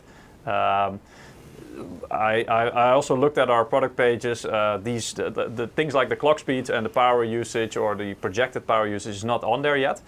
These things will be provided when we have the information. So probably you can expect it somewhere in the coming weeks, or at least around, for example, for 3080. Probably we should have those numbers by the time of the release. That makes sense. Yes. Yes. Yep. So yeah, very sorry guys, we cannot answer all the questions yet. Some parts are still under NDA, so we're actually not allowed to discuss them. On some parts we simply don't have the actual numbers yet, because they're still being fine-tuned as we speak, actually, by these fine gentlemen that you have here as well. Also a lot of questions about the performance of MSI versus the NVIDIA reference design. Well, that's very difficult to say at this moment, but just wait for the reviews, because we're not allowed to talk about it. Yeah. Well, yeah, exactly. That's what it comes down to. Short version, Peter. Yeah. Long version, wait for the media reviews and you'll find out. Yeah, also a question for some persons. I mean, NVIDIA, they have some new software, or they will have new software for streamers that you can automatically remove the background. Yeah.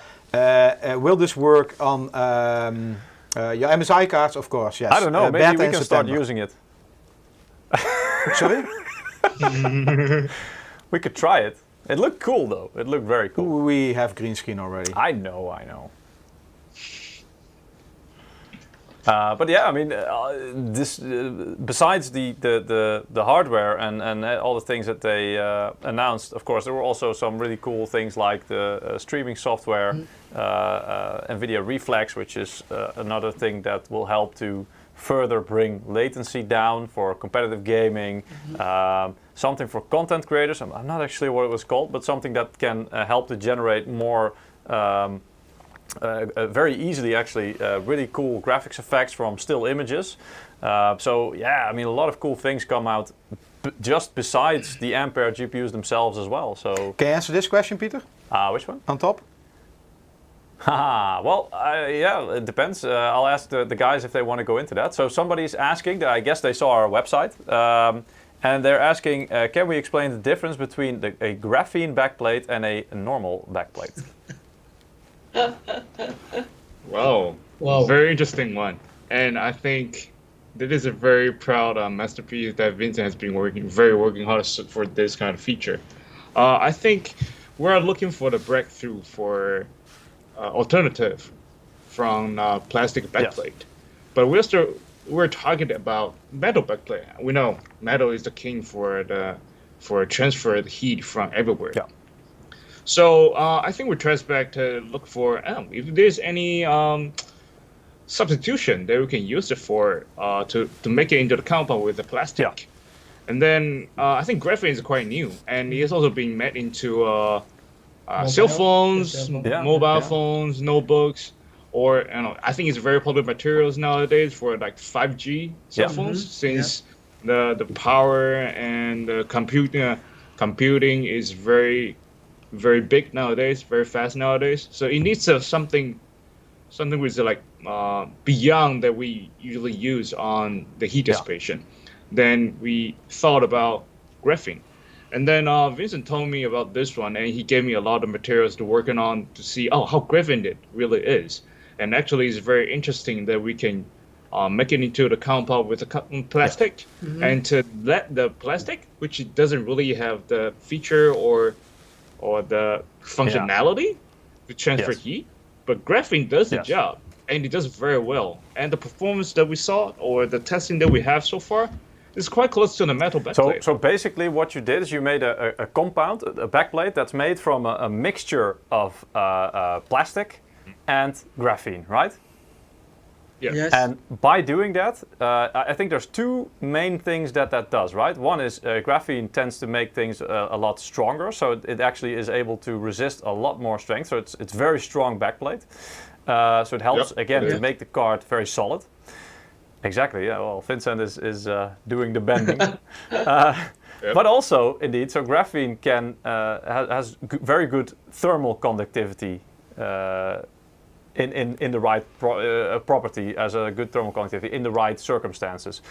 So by applying that to a mixture with plastic backplate, so you have created a backplate that is essentially still plastic with graphene, but also really helps with thermal dissipation.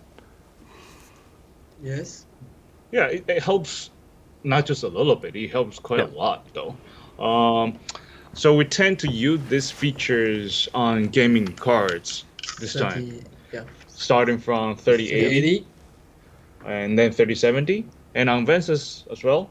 It will go from 3080 and 3070 on ventus. Yeah. So actually what we're having here, this is 3080 on our hands. So the graphene backplate actually can feel the temperature is quite low. It can feel it has certain different. It feels cool, touch almost like a metal or something. Because if you touch metal, it's usually quite cold, right? Yeah. It is like cool. No. Very cool. Yeah. It's very cool. All right. Yeah. It also cools you a bit yourself a little bit down. I think also this toughness. Yes. Yes. So it's quite strong. It is strong. I saw you did tests in a laboratory as well, right? To see just how strong it is. Can you tell me a little bit about that? So roughly, how much stronger is it compared to a traditional plastic backplate, for example? Under the same situation, actually, we did the test on. May I have this? A test. So we did a test with one needle or kind of measurement from here, and pointed it down. So on a plastic backplate, on 30 kilogram force, it will bend like this. Yeah, it will bend a lot. Right. Yes. Yeah, a lot. Like if we put it down on the table and we have the 5 centimeters distance from the table to the backplate itself, then under the same 3 kilograms force, then the plastic backplate won't have any space left. It will touch the bottom of the table. It will touch the bottom, even the table. But and for graphene itself, well, you probably just spend like 0.7 millimeter, 0.7 centimeter. So it's like it doesn't really bend. No. So it's really a lot stronger than plastic. And then as an added bonus, and this is really, I think, really important as well, that it helps to absorb heat, basically, and then with airflow, again, like quite similar to how a metal. Do we have some benchmarks functions. of this? I've seen some tests, but I think we would rather ask, for example, media, because again, yes, we do our own tests. So we these guys, well, I say we, but you guys do the tests, of course. So you know exactly what you're doing, and you chose the right composition of graphene and plastic, and to make sure that you have the optimum result. And of course, but that's in a laboratory. So you also want to see real world tests. And I think going forward, when media start having these cards, we can expect to see media with a lot of technical capability, or those thermal testing, FLIR cameras, like the thermal cameras and stuff like that. They can really help to test, put this to the test and see. So does this actually work, and how efficient is it? And that will be really great to see. But I've already seen some internal tests. And they looked really impressive and really promising. So this is indeed really exciting, guys. Another question about the data. I mean, we're talking about the clock speeds are not final yet. I also saw on our product page that, for example, I'm not sure, maybe TDP, of course, is not there. Maybe size is missing. Maybe weight is missing. Yeah. Maybe it's NDA, maybe we're not allowed to publish this data yet, but do you know when this will go online? Because a lot of people are asking, they want to compare all the cards to each other.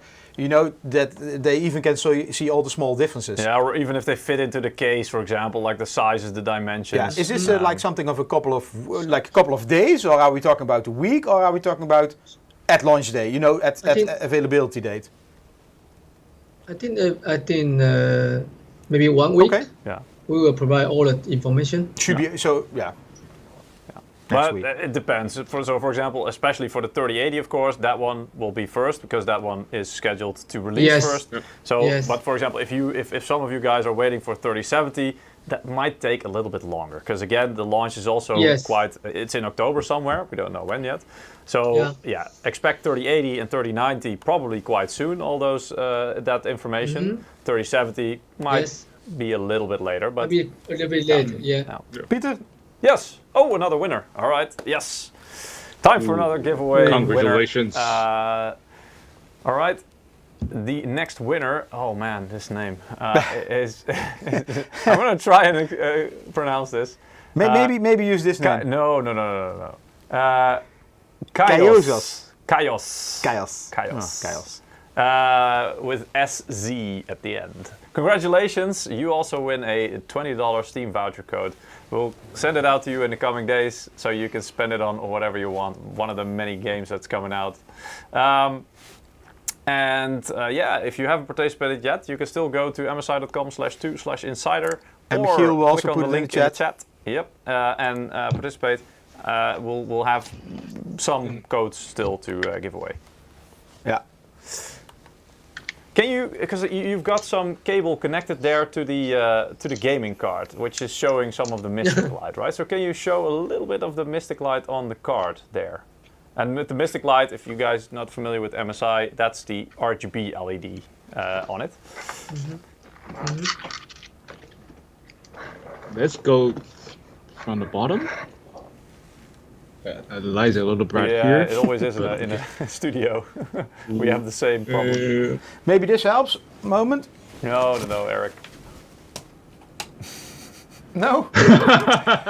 Perfect. Let me turn Perfect. Okay. Wrong room, Eric. Wrong light switch. Okay, we're gonna show some. Look, this is what I want to achieve. Sorry, at the mystery here. All right. Ooh. Then we're gonna say bye-bye. Alright. 那个等一下一起关吗？ Ooh. Oh. But not. We wish we had a better camera. Yeah, this is always very difficult showing RGB LED in the dark. Yeah, we know. We also have the same challenge. It's quite difficult. Awesome. But I think we get the idea. So it's on the side or the north edge. I think you guys call it, right? The side that's usually pointing out. This is the most impressive part here. The most impressive part. But this part only will be lightened up. The power when you insert to the motherboard. So it's like lightning. And power on. Yeah. Like let's say like our last lightning car. What's that?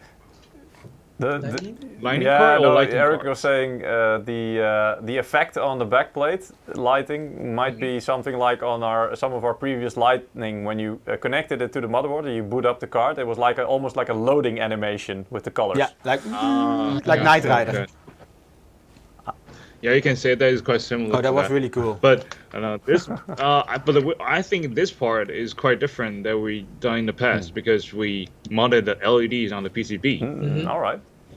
So, and to be clear, no, I'm not going to say that. That's NDA. Never mind. To be clear, you're not allowed to say that. yeah. I need to think about what I'm saying. So yeah, I shut up. Yes. NDA. Yeah. Again, guys, you can imagine for us, we've been working on these products for a long time, and so you can imagine we were using the 30 series names for a while, the 3080, 3090. It's weird for us that now we're allowed to say it because there's something in our minds that keeps saying, "Don't say it, don't say it, don't say it." We're conditioned like that. And we have a lot of different nicknames for the GPU. It's like, well, no. Anyway. Yeah, well, Eric has a new nickname as well. Eric is now called Eric NDA Van Burden. I see this, yeah. Eric? Yeah. Oh, no, you cannot talk about Eric. Exactly. Are there any wave heatsinks on Ventus as well? No. Yeah, there needs to be a difference, right? Difference. Yeah. Wave fins, right? The wave curve 2.0 fins. So that's only on gaming? This one on gaming. Well, in a couple of weeks, on the 17th, I hope we can do a teardown. Now we're not allowed. And on the 17th, if we have some cards here, and Peter trusts me. No. I will do it, because I know that if you do it, it's going to be RIP. Well, that QB is a special case. Dead. And I can tell you now, if Vincent and Brian, you can't fool them anymore. They will not accept RMA from you. Well, we're gonna charge you a lot more, and then you can think. No, but I mean, yes. I mean, once it's indeed allowed, and we have a card here, of course, we will try to see if we can do a full teardown where we can show you like the full inside of the card and everything like that. But at the moment, it's not possible. Well, we have to save something for later, right? We don't want to show everything right now. We have to tease you guys a little bit. Quite a lot of people are also asking, do you have the armor cards? But in other words, they're saying, do you have white cards to match their system? So are we going to have any white cards of Ventus or gaming? But I think we talk about the topic as well. Yeah, right? But this guy is just joining, and he has a good question. It's something that, again, this is, I think, also referring back to what Eric mentioned before. How do you make a card, and how do you make those choices? NDA. NDA. Yeah. No, but I mean, it's like it's indeed. I remember in the past few months, this was one of the topics that came up, and we were discussing: should we make a white card, or should we do something like that? And I guess.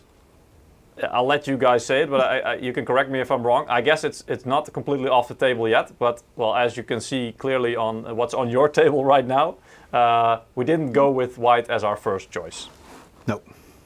But I think it's another interesting topic that the card itself doesn't really just have to, talk about the graphic itself. And I think a lot of customization is possible. Then we can talk about and to see, what kind of color scheme, kind of design philosophy that we can apply with. So it's kind of, we'll see how people would like to have. And then we change the mindset and we change the way that we develop product. Because it's all about, I think, having a graphics card is all about fun thing. Because you have the card, you are going to play a game with the graphics card, then why don't we just make the card even more interesting?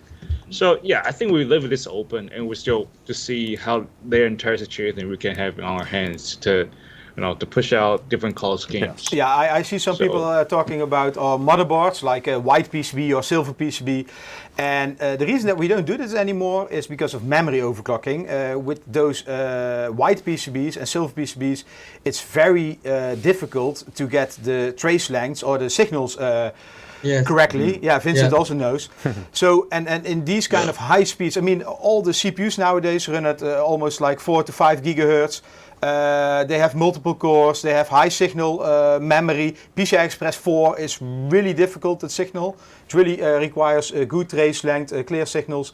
Yeah. And then you don't want to have an obstacle like a white or a silver PCB. So that's why now most of them is dark or black, which helps a lot. Let's just say, I think this also really shows what the priority is. That, of course, what we also choose is, yes, we want it to look nice. But performance and stability and having a working card, that's always the first priority. You should have a great performance when gaming, good performance, that's the priority for us, I think, and that's a good starting point, I think, because let's be honest, for most of you people, I think if you buy a graphics card, no matter if it's a 3090, 3080 or 3070, for example, but the first thing you buy it for is a certain level of performance that you can enjoy in games. That's, I think, the basic thing you want it for. Of course, if it looks nice and it has all additional features like RGB or whatever features you could think of, that's nice. But firstly, I think is most importantly is you want a card that works and gives you the performance that you're expecting. Yeah. Oh, good question. Will it work on PCI Express 2.0? What kind of system do you have? Why would you want to do that? Well, you know, the problem, I don't know. I don't know. We don't know, but even if it does, we don't recommend it. Yeah, I think that's the safe answer. Yeah, you know. The answer is a change in the market. Yeah. Indeed. It will probably work, but you know, you need to think about drivers and the OS system. Yeah. So probably that's a very old platform. I even don't know what CPU. Yes. I think it's not about we don't recommend it. We want you have the best experience. Well, yeah. So please find a good motherboard. Then you can have a better experience on gaming. Yes. Indeed. Exactly. I see a lot of questions we already answered. Is there going to be a laptop with RTX 3000 series anytime soon? Well, first of all, I don't know. Second of all, we're not allowed to say. And if I knew, then probably it would be NDA. Yeah. Yeah, we gotta ask Eric. Simple, right? NDA. The answer to that is really simple. We don't know, and even if we did, we wouldn't be allowed to tell you. So, okay, next. Would it be another NDA Always. Our chat is always filled Well, with I also NDA see a lot of questions. people asking, what about pricing of the current RTX 20 series? And I don't know of anything official. We already joked that we saw a lot of second-hand cards on the market because a lot of people are selling their 2080 Ti for low pricing. I mean, you see the performance, and when this, you know, probably at one moment there will be enough supply of 30 series that if there's still a 20 series left, you know, it will. Oh, you don't see that what I'm doing here. You know, it will probably push down price. I mean, typically this is how it always goes. Yes. You have a generation that's running like the RTX 20 series, and it's great. And then a new generation launches. So then at some point, yes, the prices of the RTX 20 series, for example, yes, at some point they will go down. We don't know, because I guess what you guys want to know is, okay, when will the prices go down and how low will they go? Well, that's something we really can't say, because that's something that we'll just have to see. Again, it's likely to happen at some point, but I don't think it will be this soon. Can you maybe show the PCI Express brackets? Because I had a question, are they silver or are they black? And I think it's something between, right? The PCI, the bracket in the end is the... Oh, the I.O. bracket, you mean? I.O. bracket. Right, okay. Oh. Do you have the final cards, or are these some samples you're playing around already for some weeks? I think ventus is close to a final one. Okay. So these are, just to be clear to the chat then, these are not 100% final MP cards that you will find in the box. Especially not with the wire sticking out on the gaming card.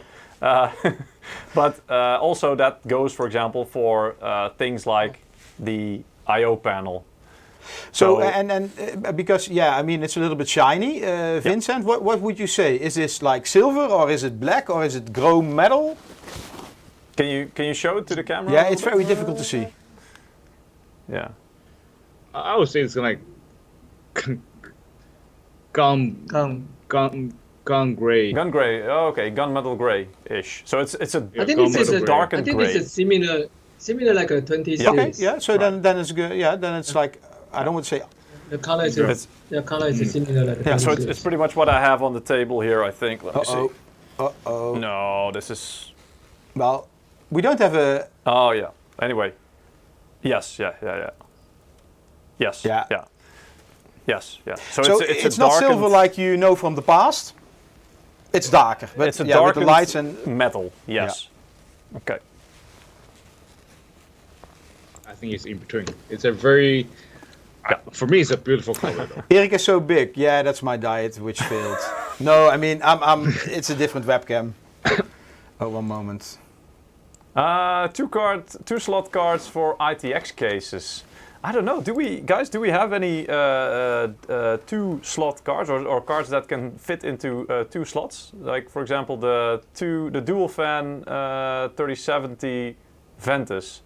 How many slots will that one Do you have take? pictures, Peter, from the product page? Yeah, I have the product picture, but I'm not sure if I can see it. The 3070, the Ventus. 2.5. All right. Okay. Oh. Yeah, hold the what card about once. the It's not 3070 really triple? small as 2 slots card. It used to be. The Ventus triple fan is still 2.5 All right. slots. Okay. Because the power consumption this time is pretty high. Yes. Yeah. So the thermal solution this time the 3090, 3080, 3070 we all more than two slots. Yeah. Yeah. So who knows? Maybe at some point we will have cards that maybe fit into 2 slots, but at the moment, unfortunately not. In the future, maybe. Also, a good question I saw several times, and Neil is asking again, what about power connections? Does it come with any? So actually he's asking if I believe in the box, I think you mean, right? So are there any converter? From I think in the past at some point we had, for example, 6-pin to 8-pin converters for the power connectors, for example. Because to be clear, we are just using 3x8 pins or 2x8 pins depending on the model. Yeah. So the traditional pins that you also find on the current RTX 20 cards, for example. Yes. So if maybe that person is also referring to the custom 12-pin connector from NVIDIA. No, that's not included in the box because these cards do not use that connector. So you also don't need it. Some people are never satisfied. I already have somebody asking for the super versions of this card. Yeah. Well, who knows what NVIDIA will come out with? It's always a surprise. So let's see. But I think we just got 3 new cards already. So let's focus on that first. I mean, yeah, like you said, some people are never satisfied. They just got 3 new Ampere cards and they're already asking for more. Come on. Peter, I think. Yes. Yeah, I think, guys, because I think it's almost midnight for you guys, right? So we promised you guys to not. 59, I said. It's 58 now. Yeah. To not let you stay up for us or for the viewers past midnight. We promised. So yeah, we will continue because we have some more RTX stuff or related stuff for RTX 30 series. We're going to talk a little bit about the desktops. We're going to talk about power supplies. We're going to talk about a nice 360 Hz monitor. Yep. But I think, guys, I just heard earlier today that our samples of these cards are on the way, right? So thank you very much for that. Looking forward to them. And then, of course, when the time comes, we will show them on the stream and then show everything we can show. For now, thank you very much for joining and for showing the cards. Thank you for staying up this late. I mean, you are still in the office, right? I mean, this is something we didn't mention before. You guys are actually still in the office. It's nearly midnight. So thank you very much for doing it. And I mean, we'll speak to you guys again in the morning. I guess so. In your morning or our morning. Hopefully our morning. Because your morning is really early for us. Then we're going to talk about NDA stuff. Yeah, exactly. All right, guys. Thank you very much. Thanks for joining. Please get some sleep. You've more than earned it. And we'll speak to you guys again soon. Yes. Thank you. Thank you. Bye-bye. Bye-bye. So, Peter. Yes. Giveaway. I put something on the screen. Yes. Can you go to the main view, please? Yes. Yeah, there we go. All right. So, I'm just gonna put my headphone off because I don't need it anymore. Whew. Sweaty ears. Oh yeah. Oh. So we have another winner, and his or her name is Atzekrank. Well, I'm pretty sure that that's not a surprise where that person is from. I'm not gonna say it though, but. Atzekrank, congratulations for winning another $20, another one of our Steam wallet codes. We'll send it out to you in the coming days.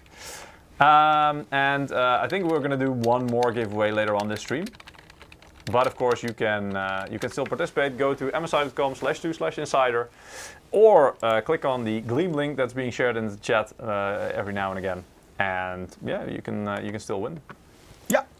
So let's talk some more related stuff, but yes, I'm not sure what we're going to talk about first. Yeah, I'm also conflicted. I'm just going to put a...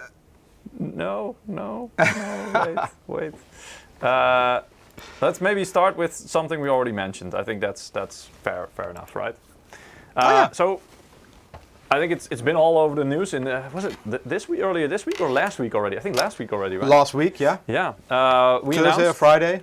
We are welcoming another product line into the MSI family, into the lineup. Absolutely. And these are power supply units, or in short, you probably will hear us in the future be referring to them as PSUs, or power supply units. In this case, they are called the MSI MPG GF series. Eric, do you know what GF stands for? No, but it's different than BF. Yes. Yeah, it certainly is. Okay.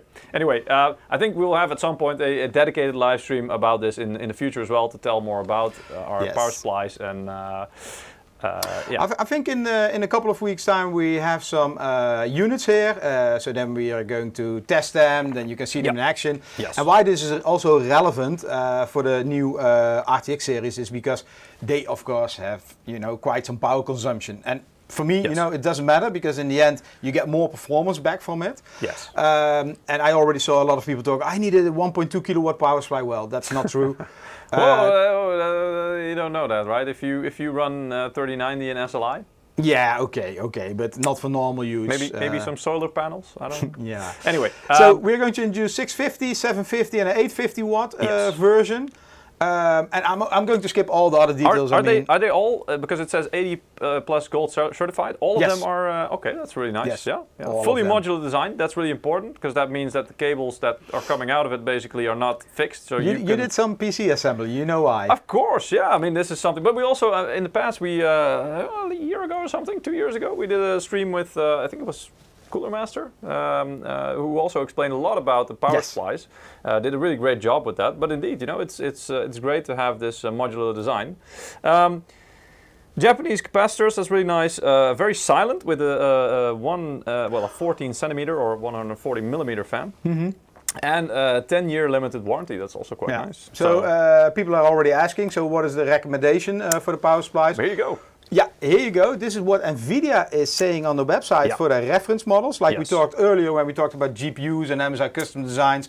We're still working or testing and tuning the final clock speeds. And based on that, of course, also the TDP power consumption will be there. Yes. So we're not going to do any recommendations at this moment for our own custom GPUs. No. So this is just roughly based on the information that NVIDIA provided based on their Founders Edition, or at least the numbers they provided. So as you can see, 3090, NVIDIA is basically saying, well, 350 watt or up to 350 watts. So the recommended system or the recommended value for the power supply, they say, is 750 watts. Mr. Matsudox wants to kick everybody. He wants admin rights. No, he wants to kick those. I guess he has a lot of people here on his turf, because he's one of the regulars that are quite new. But we welcome everybody. 3080 up to NVIDIA is basically saying up to about 320 watts. Also recommended a 750 watt power supply for that. So we below that you can see the models, the corresponding models that we have of that wattage, and the 3070. It says 220 watts, up to 220 watts. So basically a 650 watt power supply. These recommendations that we have made, just as a disclaimer, are made based on a PC configured with an Intel Core i9 10900K processor. So that's a really high-end one. 10900K is an overclockable CPU. Yes. In the past you had a lot of power supply calculators on websites. Nowadays it's very difficult because you have a lot of boost clocks in both GPU and CPU. Yeah. So peak performance of something is very much different than the normal power usage. Exactly. Especially if you start overclocking, the power usage tends to ramp up quite quickly. So indeed. So with these recommendations, you should have quite a lot of headroom should you want to overclock or expand your system with a lot of storage and stuff like that, or RGB. Both on Thursday the 17th and also Thursday the 24th of September, like what we already talked about, we're going to do an in-depth live stream about the 3080 and the 3090, and then we will also talk about what kind of power supply you need for them. Yes. And then some of the some of the graphics cards, like the Founder Edition from NVIDIA, they have a new 12-pin connector, right? Aha. Yes. They do. So and as you can see here, this is like a sneak peek picture, but in our testing facilities, they are currently, I think, undergoing testing to make sure that they are compatible with this. I'm not sure if they will be actually included in the box yet, but at some point, perhaps. So now NVIDIA announced their Founder Edition. Some of them have the 12-pin connector. We need to do validation on that, meaning mechanical validation, but also what kind of power usage this has, overclocked or non-overclocked. Yeah. And this all has impact on the length of the cable, etc. And then we will see if we're going to include this as a bundle in our power supplies. Yeah. Yeah. So, and probably in a few weeks' time, you will hear more about this. Yes. All right then, the next one. Should we just go? Yeah. So boom. This also, boom, yeah. Here it is. This I think Ja will be very happy because he plays a lot of esport titles, like Counter-Strike mainly. We all know frames win games, and that's just the way it is. Yeah. So this is also something we announced yesterday.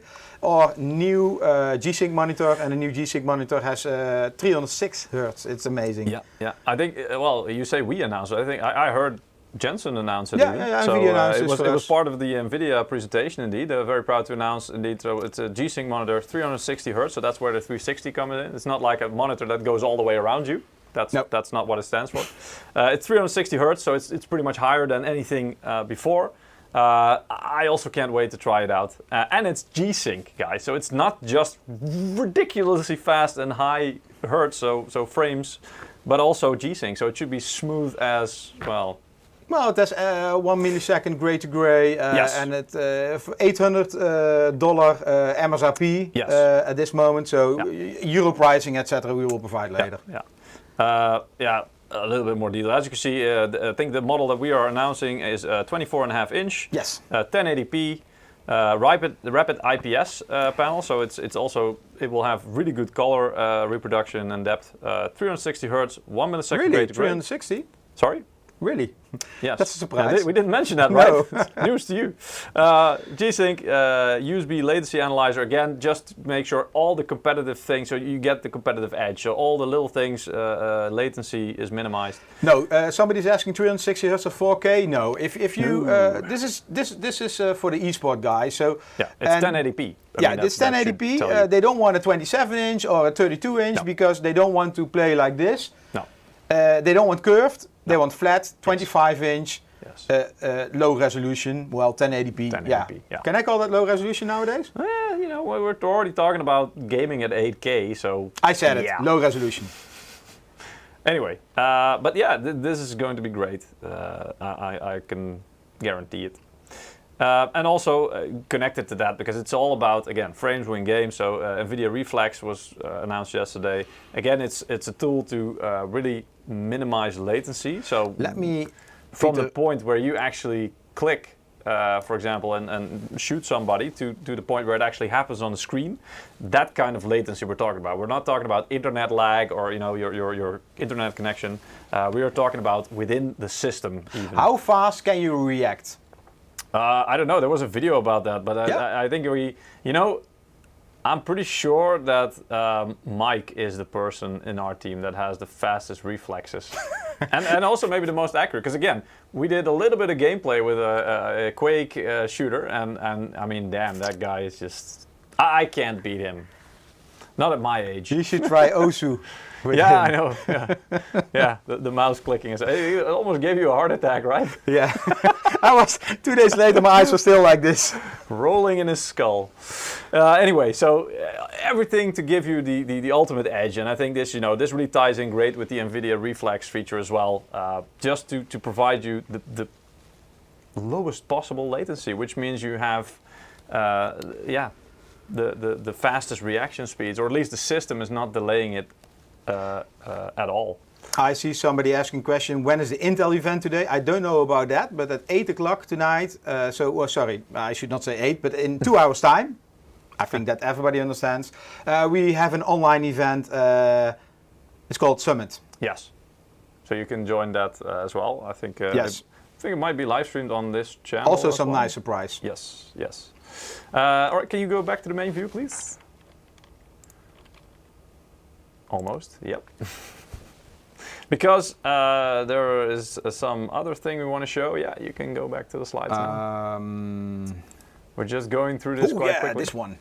This one, I mean, if you paid attention to CES, this one will look, I think the beginning of this year, right? Yeah. Before everything went freaking bananas with you know, social distancing and the virus, unfortunately. Actually, I heard stories that a lot of people were already infected during CES. I don't know. It could be because, but it doesn't matter. Anyway, CES. This thing was already on display. It looked quite futuristic back then, even. It still is. Yeah, it still is indeed, and we have a few more things we can show now. We can unveil, I guess. Yeah. Of course, the main thing about this case, at least on the outside, is the dial in the middle, because the dial has an OLED display in the middle of it, which can display a lot of things, and it has a lot of different functions. I'm going to make it a little bit bigger. That's all right. So it's basically press to play. You can switch modes, and it functions as a dashboard, so it can display information about your system. And here we have a couple of examples. Again, there will be a dedicated stream about this, but this is just to give you a little taste of what it can do. So here, for example, is the dashboard function, so it can show CPU frequency and temperature, GPU frequency and temperature, RAM usage, so the percentage of RAM you're using, and also the temperature. Probably more things will be added at some point, but this is already quite nice. There are already a lot more functions, but we're not showing them here. Yeah.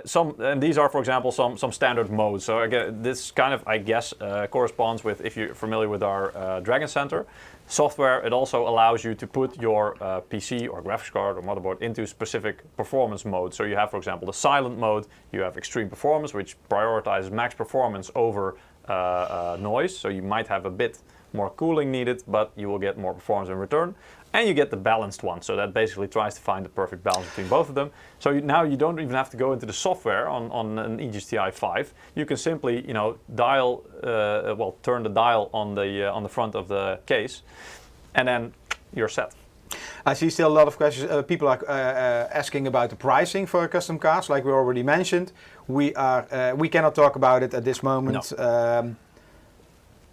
Well, I think in the coming weeks you will see them. All we can do is repeat the MSRP from NVIDIA. Yes, at this moment. And you know, again, it really depends per country, the VAT, even per your shop, because your shop will also be able to fix the price that they want. And to be honest, if you talk about pricing in the beginning, you know, they're always inflated. Because there's so few. It's a simple supply and demand. Yeah, supply and demand law, which is a pity. A lot of demand, but very limited supply. Yeah. So yeah, prices will probably be a bit higher. This is how it works. Yes. Yeah. Okay. Anyway, okay. And well, just very shortly, I need to go this way to get out of the way. The configuration, so basic configuration of the eGTI 5, as you see, up to Core i9 10900K, which is friggin' high-end. MSI all-in-one water cooling solution inside, up to GeForce RTX 2080. So what? Sorry? 2080? Up. See, this is the thing. Yeah, I know. Oh my God. Anyway, up to GeForce RTX 3080 even. Okay. Sorry. Cool. Yeah, you want the ampere in there. I'm sorry. Okay. The RAM, so the memory inside, 4 times DDR4 DIMMs. So it differs per SKU in the end, but it supports up to 128 gigs of DDR4 RAM. Yeah. Storage capacity, basically you can fit 3 M.2 SSDs, 1 in a PCIe slot or extender, I guess. 2 slots for a 2.5-inch drive base, so for example SATA SSDs or something like that, and 1 3.5-inch drive bay, traditional hard drive basically. Power supply unit, 750 watt, 80 plus gold certified. Could this be the one of the new MSI power supplies? I don't know. We'll see. We'll see. Yeah. Ja will show you guys. And for LAN, it's equipped with the Intel 2.5 gigabit. Is probably the best way to say it, right? Yeah. And Intel 1. I don't know if it has it both or maybe one of those two. Dual. Not sure. Oh, dual. All right. So it will have both. Nice. And of course, Wi-Fi 6 with the AX201 chip. So yeah, Nice. Somebody asked, I don't know what model, but they ask, is my current Infinite or Trident upgradable? Yes, technically it is. Yeah. It really depends on if the new RTX 30, like the Ventus or the gaming, fits. Because, you know, they are like 2.7 slot and they need to be able to physically fit. Then the second point of concern would be the power supply, if the power supply is good enough. But if you have something with 2080, then like a 3070 should fit without any problem. Yeah, and if you want to know how to access and upgrade certain systems from MSI, be it a Trident or Infinite, or I think even, did we have other ones as well? Yeah, well, anyway. good. Jacob we has had, a good we had point. a stream in the past, so you can look it up in our MSI Insider archive on YouTube. I think it was called "It's So Easy to Upgrade Your MSI System," something like that. So, and there, Ja actually went and took several systems, opened them up, and showed you how you can access. For example, you upgrade the memory, the graphics card, the storage, stuff like that. So, there you can get more information about it. Yeah, something I want to correct, because I said this is probably MSI power supply. Well, it's not. Somebody, Jacob, said it correctly in the chat, because this is SFX, so small form factor. Right. All right. And at this moment we don't have them. No. But other MSI gaming desktops will have an MSI power supply. Yes. And moving they will forward. also come with RTX of RTX 30 series in the future. Yeah. We will still make an announcement for that. All right, nice. Okay, yeah, I think that's pretty much it for the slides, Eric. Yeah, perfect. I mean, I still see a lot of questions. Yeah, let's see if we can do some more questions. Well, I'm going to do a giveaway first. Good call, good call. Ooh. All right, so while we wait for Eric to draw the next winner... shall I do two? Yeah, why not? Why not? Why not? It's a nice day and it's a nice stream, so let's do it. All right, so the next winners, because there are two, are Asgan RS and Horish. So congratulations to Ashgan RS and Horish for winning also each of you a $20 Steam wallet code, which we will send out to you in the coming days. Yeah, do we want to answer some more questions? What kind of motherboards are getting announced? I don't know. NDA. Wrong stream. Yeah, wrong stream. Okay, maybe you still had a slide for our upcoming streams? Yes. A second. Because yeah, maybe we can. Yes. Yeah. So this one. Yes. So upcoming live stream. I mean, we've pretty much said it before. We actually didn't say the top one. So actually next week, Wednesday, the 9th of September, will be Mike's stream all about mini ITX motherboard. Mike is a real mini ITX nerd. He loves it. Indeed. Yes. He is small form factor builds and stuff like that. That's really his thing. Yeah, he's pushing our motherboard team in issue always like, can we change this? Can we improve this on a mini ITX? So did you see this case? They send him a godlike, for example, and he's like, well, that's really nice, but can you make it smaller? Yeah. So you will be in good hands. We're going to talk about both AMD and Intel mini ITX models, and I think we have 5 or 6 different motherboards. And I think you guys can vote which one we're going to build, like an AMD or an Intel system, and then I will let Mike do the building. Yes. You should have a lot of good tips. Probably, yeah. I don't know if he'll be able to include any of the new RTX 30 series cards, but...